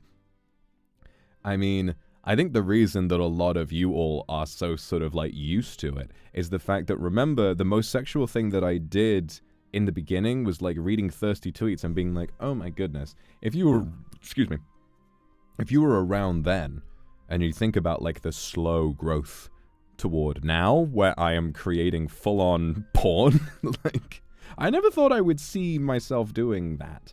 And can you imagine what it would be like if, let's say someone who's never heard of VTubers before watches the Lore Project because a friend tells them about it, and think, damn, that was really, really cool. I wonder what this guy does. And then they see me, like, slapping my chest and making all of those things. It's like, I shouldn't cater to people who are brand new, but I also need to remember that, like, it's definitely pretty, you know, weird.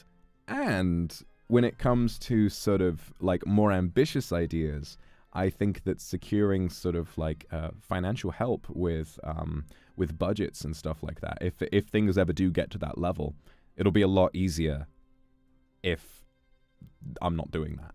So I don't want to, like, I don't really want to, like, do that now.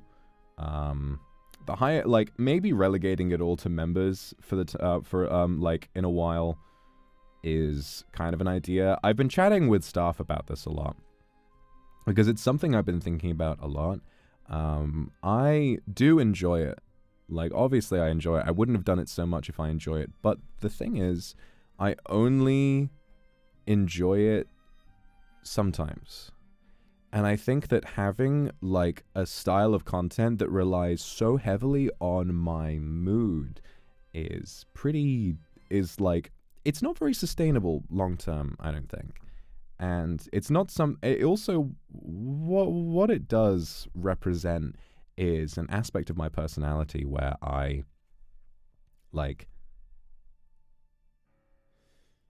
I'll be honest, people used to be very hard on me, and rightfully so, because with this community in our first few months, I never set any boundaries. I just let people run wild, and they could say whatever they wanted to me, and I would be fine with it. This is because I do not set boundaries in real life. I am not. I do not stick up for myself in any way, shape, or form. I'm the kind of guy who, if I'm about to break some unpleasant news to a friend of mine, or if I'm about to, like, confront somebody, I will be, like, revving myself up to do it for, like, days beforehand. And in the end, I may never do it. That's just who I am. That's the result of the things that I've been through, having created, like, a little crater in my brain that gets really upset at things that don't matter. And I think that while I have enjoyed a lot of success because of it, and I've earned a certain reputation because of it, and because I do enjoy it myself from time to time, the reason I went down that path in the first place was because I couldn't say no. You know, I don't think that anyone is wrong for having, like, requested that content of me, and for having sort of low-key pushed me in that direction, because it worked great, and no one who watches me is responsible for knowing the depth and complexity of my trauma and everything that I've been through in my life. But I need to be aware of the fact that I would not have chosen to do that kind of thing had I been given the choice. You know, had I... I was given the choice. Like, that's a lie. I was given the choice, but it still is something that if you had asked me, will you be doing this before I debuted in NIJISANJI, I would have said, what? Fuck no. You know, it definitely did not come naturally. It was more like, I want to adapt to what my audience wants, because I feel that my audience is the most important thing. Maintaining and pleasing and my audience is the most important thing in the world. But nowadays, I'm becoming more and more aware of the fact that it's, you know, it's nice when we do it, but it feels kind of weird sometimes. And I need to be aware of how that's worked for me, what that's done to me. And so, yeah, I am a people pleaser through and through, not to the point where I can be like, all right, gonna stop people pleasing now, Lamau. It's so thoroughly and utterly built into my system that I do it without noticing, you know. Probably one of the reasons why I was so successful to begin with is because I had no idea what I was doing wrong. I had no idea what else to do, so I would just do whatever everyone else told me to do. And by doing whatever anyone else told me to do, I would always do what people wanted to see, and so people were always impressed and proud of me, and they were always watching me for more, and blah-de-blah-de-blah-de-blah-de-blah. That's just one reason, but still, it's an interesting problem to deal with, because I've cultivated such a reputation that I feel it may be difficult to escape, but I have to try at some point. I'm still gonna be me. I'm still gonna, like, because I am an organically a very flirtatious person. I like to speak with people in that kind of way, you know. I kind of have this thing where if I know someone's attracted to me, flirting becomes like the easiest thing in the world. You know, it feels like breathing at that point. So maybe in future, I think that just being kind of like a flirtatious sort of sexy guy, but not making the kind of content that I have before, is probably what I'm going to do.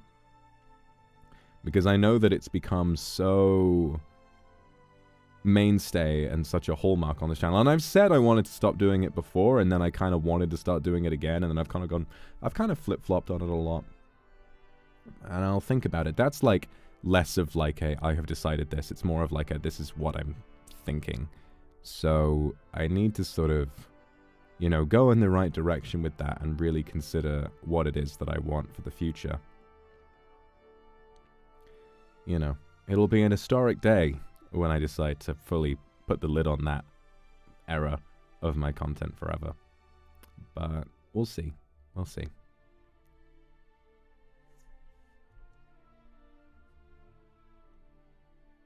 That's true. I mean, I've always thought that this community is very intimate in lots of ways.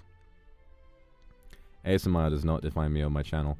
This is true. This is true. And a lot of people, I think that the problem is that a lot of the people outside of this niche see me that way. And I'm used to that because it is the most radical and most sort of eye-catching part of my content. Still comfortable with members ASMR?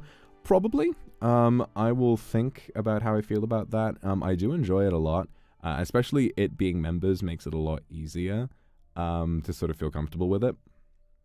But truthfully, it's no one's fault for seeing me as the ASMR guy, because I make so much of it, and the ASMR that I do make is so insane that if I was in their position, I would probably think the same thing as well. I know that you are aware that I'm a very funny, goofy man who makes funny gaming and does the silly and farts all the time. But most people outside of this niche have no idea. And I think that if I spend more time going the other way, and if I spend more time working on the kind of content that really truly does make me happy, the kind of content that I feel I can walk around in my house listening to a song and thinking about and smiling rather than sort of forcing myself to think through it, I think that that's sort of the way that I need to go.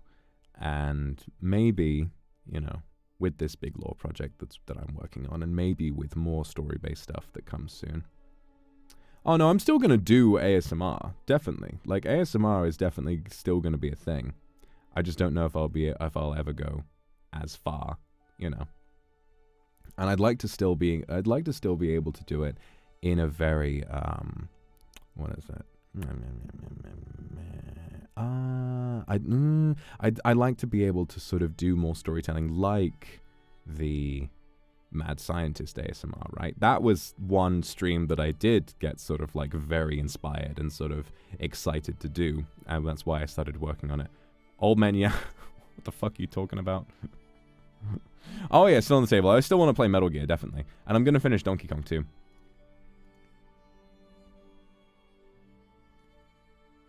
So yeah, improv, storytelling in ASMR is still very much on the table.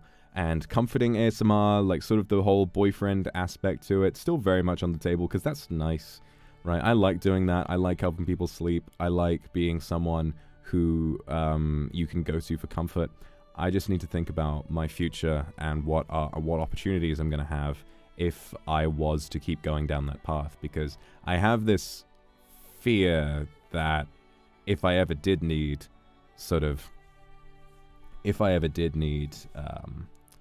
like, if I had an idea for a humongous movie project, like something that would require a huge investment, that maybe being known as a sort of sexual content streamer, it might make that more difficult. And I have to be honest, no amount of pleasing people, even if I am a people pleaser, will ever make that sting less if that turns out to happen. And it happens a lot. I mean, a lot of sex workers, even ones who are now retired, struggle to find work afterwards because they have earned a certain reputation that makes them less desirable to work with. And that's really frightening. Maybe that will change in my lifetime, but it's still something that does scare me to a certain extent, you know.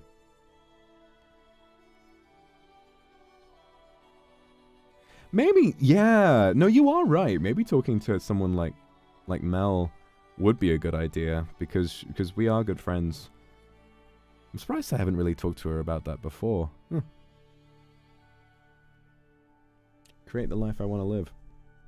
Slowly changing, I mean, that's good. You know.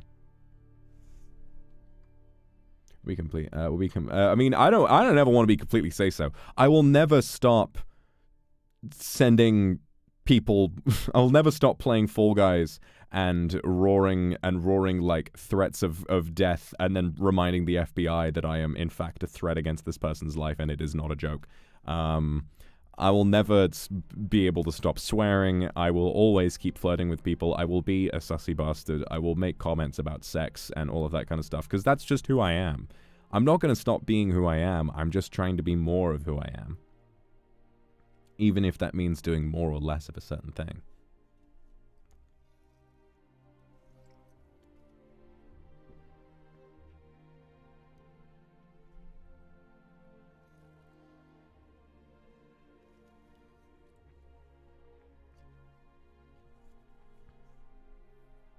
Another thing that I'm really interested in one day is I want to do like a master's degree in film, and I feel like if I'm able to do some really, really good projects here that sort of live up to the expectation of a real film, then that'll be one hell of like a personal statement, right? That'll be like one hell of a one hell of an interesting application.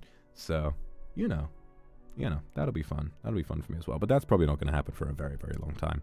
I want to put all of my eggs in this basket for the time being and really focus on doing as much good work as I can. I just need to be doing the right good work. I've been listening to the Spider-Verse soundtrack ever since I saw the movie. I haven't been able to stop, and already I'm sort of having ideas and I'm having thoughts come into my head and all of it. It's wild. I mean, I'm inspired a lot by Markiplier, actually, because of Iron Lung. The fact that he was a daily sort of content streamer, and then he started working on a movie, and he'd stopped making content for a while, but everyone was like, holy shit. I mean, I, who don't watch Markiplier all that much, I'm excited to watch Iron Lung. And I think that makes me confident about my own efforts to make films in my own way and in my own style. What are my thoughts on Miguel O'Hara? Listen, we all know about his ass. But the truth is, Oscar Isaac is just the GOAT. Oscar Isaac is incredible. He's good in every single thing he does, apart from X-Men Apocalypse. I don't know, if you guys like Miguel O'Hara from Across the Spider-Verse, where he gives a really complex performance, very, very good stuff from him. Really cool theme song for him as well.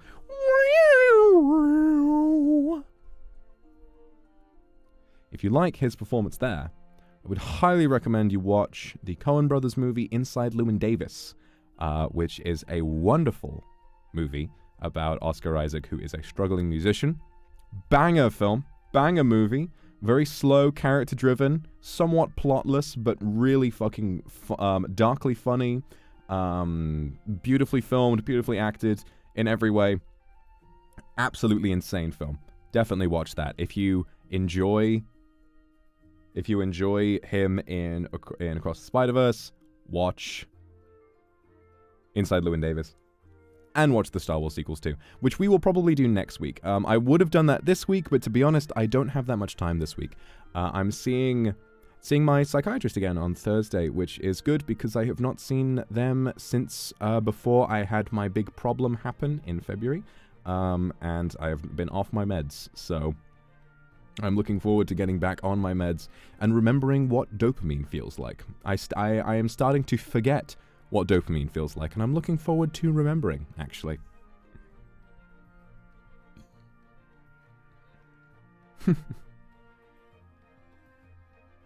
God. I remember the first time I took my meds, I was like, holy shit. Is that what it feels like? Is that what it feels like to feel dopamine? Is that what happiness feels like? Holy shit. Other people have this normally? What the fuck? Wow. You know. Yeah. No, ADHD medication will help me sort of sort myself out and my health a lot more. I'll be able to focus on things a lot better.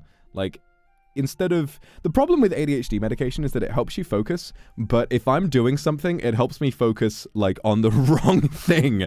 Like, one of my favorite days where I first took my medication was when I was playing...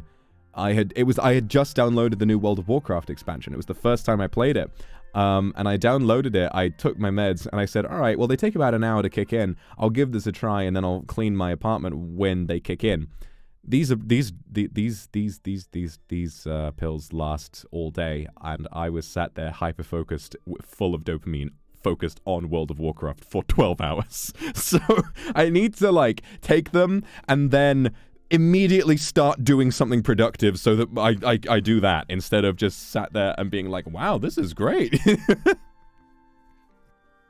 Also, a really good thing about that ADHD medication is that you cannot drink alcohol while you are taking them. It can cause heart disease, and it apparently is the main reason why it's a controlled substance, is because it gives you something called a form of euphoria, and you completely lose track of everything. So an excuse to drink less alcohol is probably going to be pretty good for me. I think one of the reasons why I drink so much is because I don't get drunk all that often. Like, the most I'll do is feel a little bit silly and then fall asleep. Like, being drunk to the point of stumbling around, or being, like, needlessly, like, sobby, or sort of, you know, or cryy or anything like that, that very rarely happens to me. Like, that happens to me if I drink like an entire bottle of wine with no food in my stomach. That's when I get to that point. The rest of the time, I don't even notice. It's like when I had all that whiskey, I was just like, ooh, this is tasty, I'm tired now. The most I realized when I had all that whiskey was I was like, you know what? Schedule can wait, I'm going to bed. You know. I didn't like pass out in my chair or anything. I just sort of got to my bed and I was like, time for bed. And that was that, you know. Cannot get rid of. Oh, good. I'm glad I can't get rid of you. I need more humor in my life. Thank you for all the supers today, by the way, guys. There have been a lot of supers, but I haven't been able to read all of them because I've been spitballing and saying a lot of different things. And I appreciate your patience and you guys sort of being able to, you know, let's go ahead. I will quickly thank all of those now and make sure that I go through all of that. Oh, thank Ghost Town. Thank you for the Akuma. Handcam Smash. I do want to do that. I do want to do that very much. I want to do that because I want to challenge Fuchan. I want to improve at the game. I have sad news, though. I have lost another GameCube controller. I think I might have already said this on stream. I have lost a GameCube controller to a fit of rage that I went through when I got teabagged by a Zero Suit Samus. Like I said, I think when I first mentioned it, the problem with a GameCube controller is that with the cable, it's really satisfying to swing them around like a ball and chain. And yeah, no, that controller is in many pieces in my closet now. So I need to get a new one. This Zero Suit was way better than me, and I almost got her. And then when she beat me, I was like, oh man. Like, I felt fine. And then she teabagged me. And I was like, fuck! And I just got up and I was like, alone in my living room, screamed, you can't! And I hurled my fucking controller at the wall. Every time I get mad at Smash, I'm very careful not to hit my TV. I'm very careful to kind of leave the TV intact, because every time I go to throw something at it, I'm like, that was really expensive and it breaks easily. Don't do it. And then I'm reminded of the wall. Now that's a better target. The floor, that's a better target. So yeah, I need to get a new one. I'm like Shu and I were talking about when we played A Way Out. I'm really tempted to try the Smash Box, but I believe they take a while to arrive. Just getting a ball and chain. The problem with a ball and chain is that I don't want to put a fucking hole in my drywall like I drink Monster Energy and my name is Kyle. It's good to be a rubber duck. I'm talking to the shampoo bottles in the shower today. Smash dedicated basket or hoop so you can throw. Ah, so I take the controller and I try and... See, the problem with a basketball is that it's not... You need something... The thing about a controller is they're so good to just... Yeah! They're so good to chuck. You know, if you're mad, it's like... And it makes such a satisfying bang when you throw it. Like, that's what's so great about throwing a controller. The problem with, like, a basketball and a hoop is that like it goes slowly. Like, that's not gonna make me feel better. Also, if I try and like dunk it but I miss, I'm gonna get more mad. I'm gonna be like, can't even play fucking basketball, God! And then I smash my head against the wall and pass out. I haven't done that, but it would be a little bit funny if I did that. Like, that'd be some Looney Tunes shit. That's a joke, by the way. Thank you, Meow Puff. Thank you, Super Puppy. Thank you very much, Ghost Town, for the Aka Super. Again, man's rage is like my 14-year-old brother, and I am so funny when I do it. Great for content. You tried a squeaky toy in the shape of a man you could strangle in rage? That'd be a nice idea. I have an entire second GameCube. Donkey Konga. I'd love to play Donkey Konga, but I don't think you can play it on, like, you need a GameCube, and I'm going to be completely real with you. I don't want to go through the Infinity Gauntlet setup like I did with the Nintendo 64 just to get a GameCube working. They're consumables. Yeah, they're like health potions. They're like health potions. Okay, I have a question. Any Smash players in chat? Among the 4,000 of you, there must be one, right? Thanks, Azmi, for the super. There must be one. Tell me what is a good type of GameCube controller to get, because I always get the old Smash ones from Amazon, and they're great, but my current one kind of stopped, the C-stick stopped working after a while, you know. Are there really, really good ones that I can get? Like a custom built, maybe not a custom one, I just need one that I can get quickly. Play Melee with the bongo. I could do that. I don't know if it would go well. Get two? Now that is a good idea. Literally no one has any fucking idea. Okay, that's fair enough.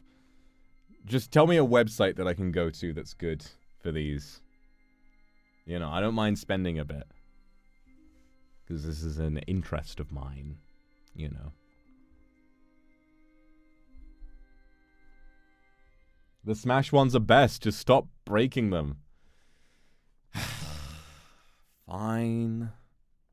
I guess I'll stop damaging my property. Even if it's in a funny way.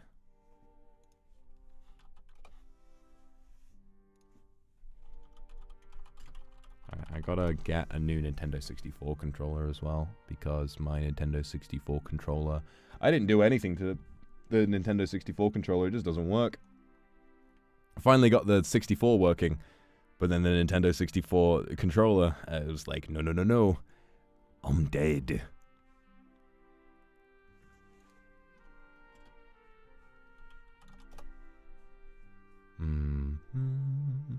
Yeah, you know what? I'm going to get like 2 new GameCube controllers, and then I can fiddle with both of them and see which one is best.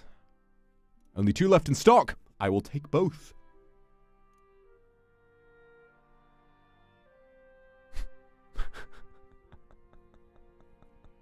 And it says you last purchased in November. Huh.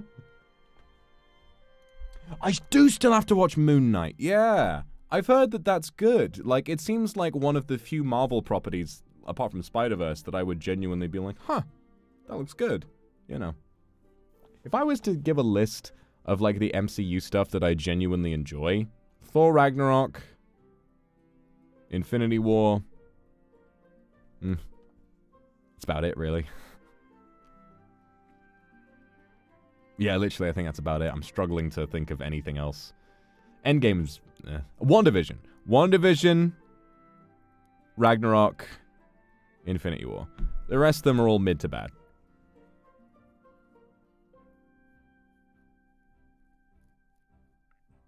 Endgame is fine, but it's a bit like it fumbles in a lot of places. Guardians is alright. Guardians is fine. I haven't seen Guardians 3 yet. I've heard good things. Loki's super mid. I liked Loki episode, like, 2.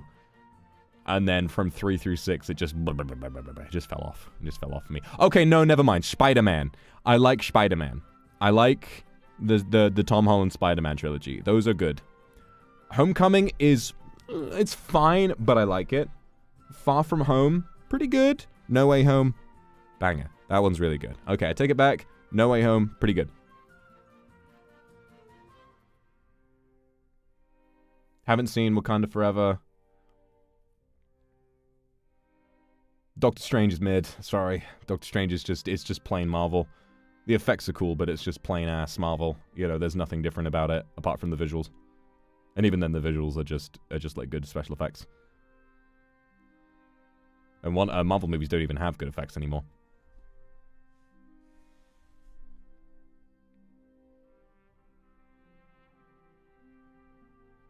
Black Widow's trash. The Black Widow movie's really bad. Even for Marvel standards, really fucking bad. Couldn't stand the Black Widow movie. I enjoyed one scene. I enjoyed one scene where they were all having dinner, and even then I was like kind of being nice to it. Winter Soldier's fine. It's fun, you know, it's alright.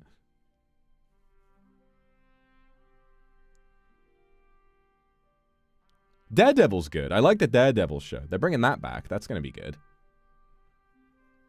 You know, Doctor Strange is mid. I'm sorry to break it to you like that. Doctor Strange 1 is mid. Doctor Strange 2 is ass. Doctor Strange 2 fucking sucks. Doctor Strange 2 has one good scene. One! It's the scene where Black Bolt goes, huh? And then he blows up. That's like the one good scene that Doctor Strange 2 has. Iron Man 1 through 3, fine. They're fine. You know, the first one was good for setting things off, but it was fine. Captain America 1 is fucking boring. Captain America 2 is good. 6 out of 10 is good. Civil War is good. It's good.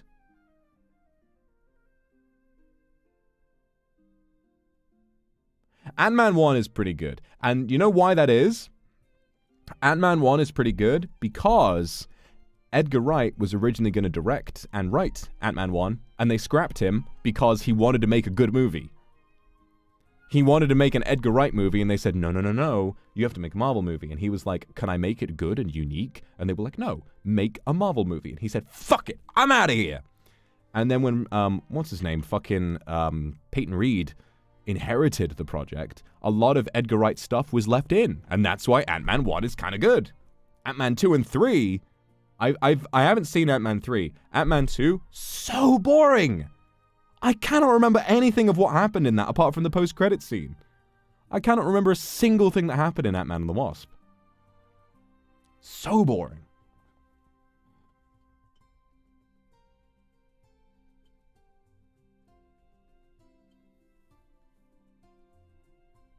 Edgar Wright. So true. So true. All right, hold on. Got those. GameCube controllers, Nintendo 64 controllers. Okay, that's good. Yes, I will get these. Very nice. I am on the internet. I'm shopping online. What? Oh, you bastard. Okay, that one's not... Oh, fine. Okay, that's fine. Alright, that's good. Okay, I'll do that. Bada bing, bada boom. Black Panther's good. Black Panther's good. Thor 1 is mid. Thor 2 is bad. Thor 3 is a banger. Thor Ragnarok is a complete banger. That is my favorite Marvel movie because it is genuinely really funny. And it has some cool shots too. It's nice to look at, and it's nice to laugh at. That kind of got the MCU formula perfect for me.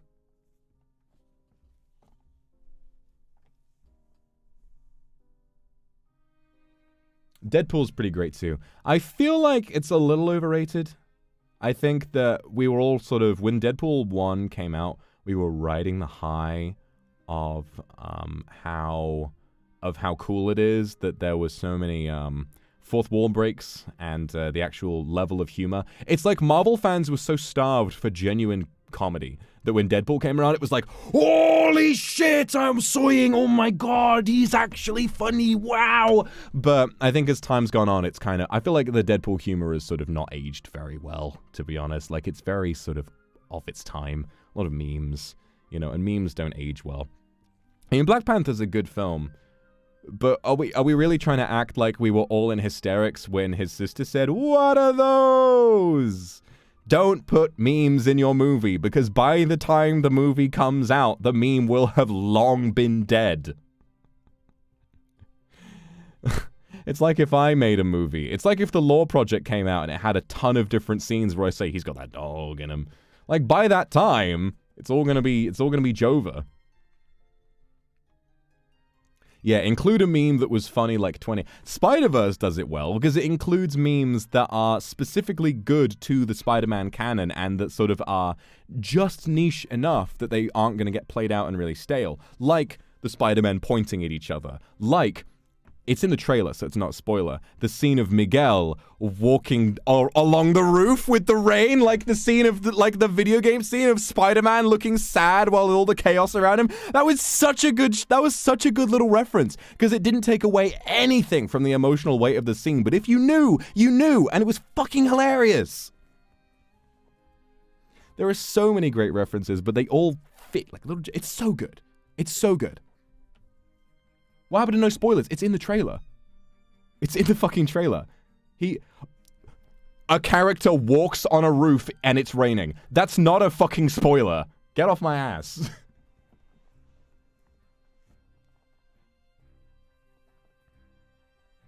They love the material and it shows. Exactly. It's almost like, wow. It's almost like if you put really talented, creative people in charge of something, they will make a really great cult classic film instead of something that is going to be enjoyed by people for 5 minutes and then they will forget what happened after they leave the theater, you know. Also, I will say, I would actually recommend not watching the Spider-Verse trailers because they do give away quite a bit. Like, I had never seen a single trailer for the film. I didn't purposefully avoid them. I just didn't get around to seeing them. And then a lot of the reveals in the movie really sort of like caught me off guard. So I would say don't watch it. Nothing that I've said is meaningful at all, but I would say don't watch the trailer and just go watch it. Right now, if there's showings close to you, go watch the movie. Buy tickets to the movie right now. Do it. This is what we call, in the business, this is what we call voting with your wallet.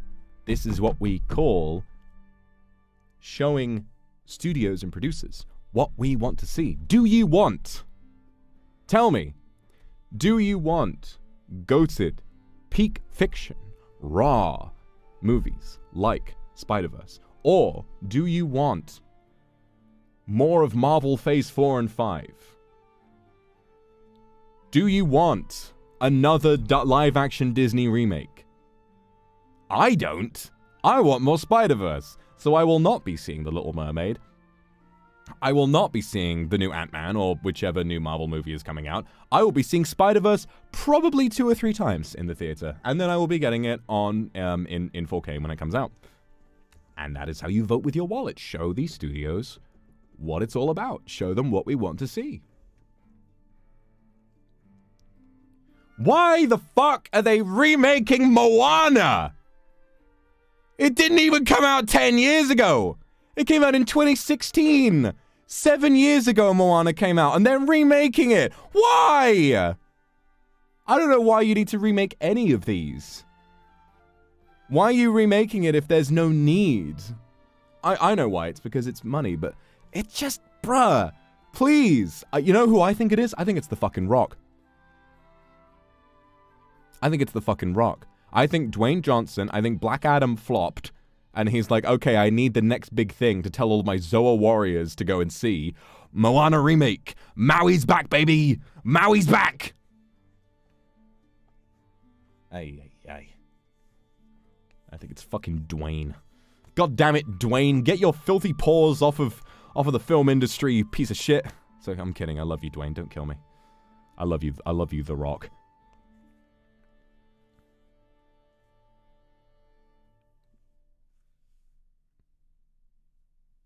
I think the one... Oh god, I'm trying to think. Has there been like a live-action Disney remake that I enjoyed?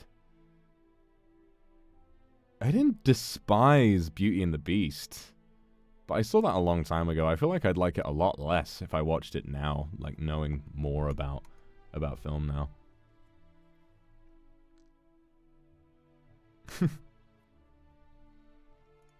Oh yeah, Jungle Book. Yeah, I enjoyed the Jungle Book. But then I saw that when it came out a long time ago, and I've been reminded of the scene with King Louis, and I'm just like, I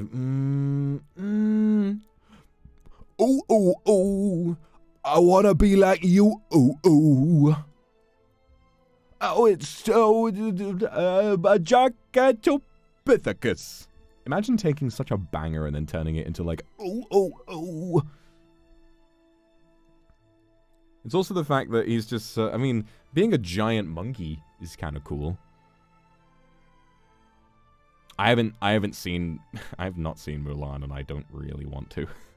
It doesn't look like Kino. It looks pretty bad. Maleficent was ass, bro. Maleficent was ass. I saw that with my mum. I saw that with my mum, and she liked Maleficent, and I didn't, and my mum got legitimately mad at me because I couldn't stop talking about how much I didn't like it. I couldn't stop talking about how much I didn't like Maleficent. She was like, well, I liked it. Leave me alone. And I was like, why did you like it? She was like, ah, get out of my head. It was a great day. It was a great day for the family when we saw Maleficent.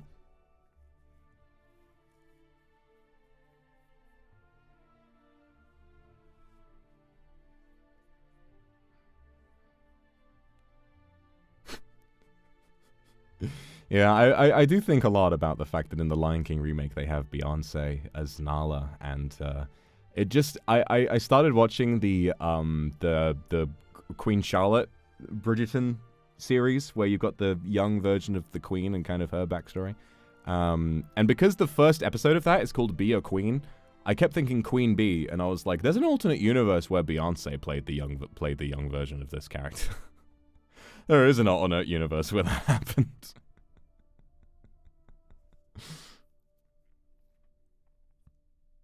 Anthony Hopkins said acting is pointless in a Marvel movie. He's kind of right. He's kind of right, because a lot of the time your performance won't really survive. And, I mean, tell me, right? Outside of an actor being, like, funny, like, sort of goofy and kind of like, haha. When was the last time you watched, like, an MCU movie and were like, wow, his performance? Probably Josh Brolin as Thanos, right? Like, he was pretty good. And the effects are good. Like, his performance translates well into effects. But, I mean, can anyone think of a really good performance in the MCU apart from Josh Brolin? And even him is like... Yeah, Robert Downey Jr. is pretty good. But even then, I feel he is a lot more talented than what they let him do in those films. Genuinely, Guardians 3. I haven't seen it, to be fair. I have not seen it. Anyway. I think I've said enough. I am going to spend... oh, I have one more thing I want to say. I had a really nice day yesterday because after all of my fit of inspiration and my epiphany about my content, after having watched Spider-Verse and listened to the music all day, after having had a great driving lesson, in the evening, I totally forgot... what am I saying? In the evening, I totally forgot, but I had the first of many recording sessions with one of the cast for the Law Project, and I really impressed myself with my voice directing abilities, actually. And they did a really wonderful job at portraying this dialogue that was written almost 2 years ago. Hearing it finally come to life was incredible, and I think that when it came to sort of getting a good performance out, I was like, damn, I really looked back on myself and I was like, fuck, I did that really well. And the actor in question, all of them are professionals, you know, who've been in big things. So that felt pretty good to me. So I'm looking forward to seeing how the rest of that plays out. The project may need to be delayed a little bit due to some commissions that need to come back, like the music and like the poster and all of that kind of stuff. So it may not come out in July, but I will attempt to get it to you as soon as I can. But remember, if ever I do need to delay it a little bit, I'll try and drop teasers, trailers, all of that kind of stuff. And remember what Nintendo Miyamoto said, a delayed fart is eventually stinky, but a rushed fart is forever loud. So remember what Nintendo Mia Shlongo said about those video games that one time. So yes, that's all I've got to say. I am going to get back to work on some other things. But I want to say thank you to everyone for being so understanding of my situation. It's difficult to accept when someone in of your interest wants to change things that you have come to rely on. But in my good heart and soul, I know that I have the capacity and the potential to make something that is deserving of your attention. And I feel like you and I are deserving of more than what I am putting out currently. And I want to take a step back, think about the kind of things that I have made so far, and work towards being a genuinely, truly unique content creator that you can rely on and that you can look up to and that you can be inspired by. And that's all that is. Jinya, thank you very much for the super. I really appreciate it. Yeah. I tag people who have ideas to share. Interesting. I'll think about that. That's nice. Thank you for all the supers, everybody. I'm sorry I wasn't able to get to them, but today was important for me and I needed to talk a lot. I keep slaying. You know what? Thank you, Queen. I will continue slaying. Yes. And that's on period. So I'm going to go take a rest now, and then I'm going to get back to work, and I'm going to keep listening to the Spider-Verse soundtrack, and it's going to be pretty cool for me. So I'm going to see you all soon. Thank you very much, and look forward to me playing the fucking Golem game tomorrow. Goodbye. And no matter how much things change, I'll always love you, okay? Bye. Zook.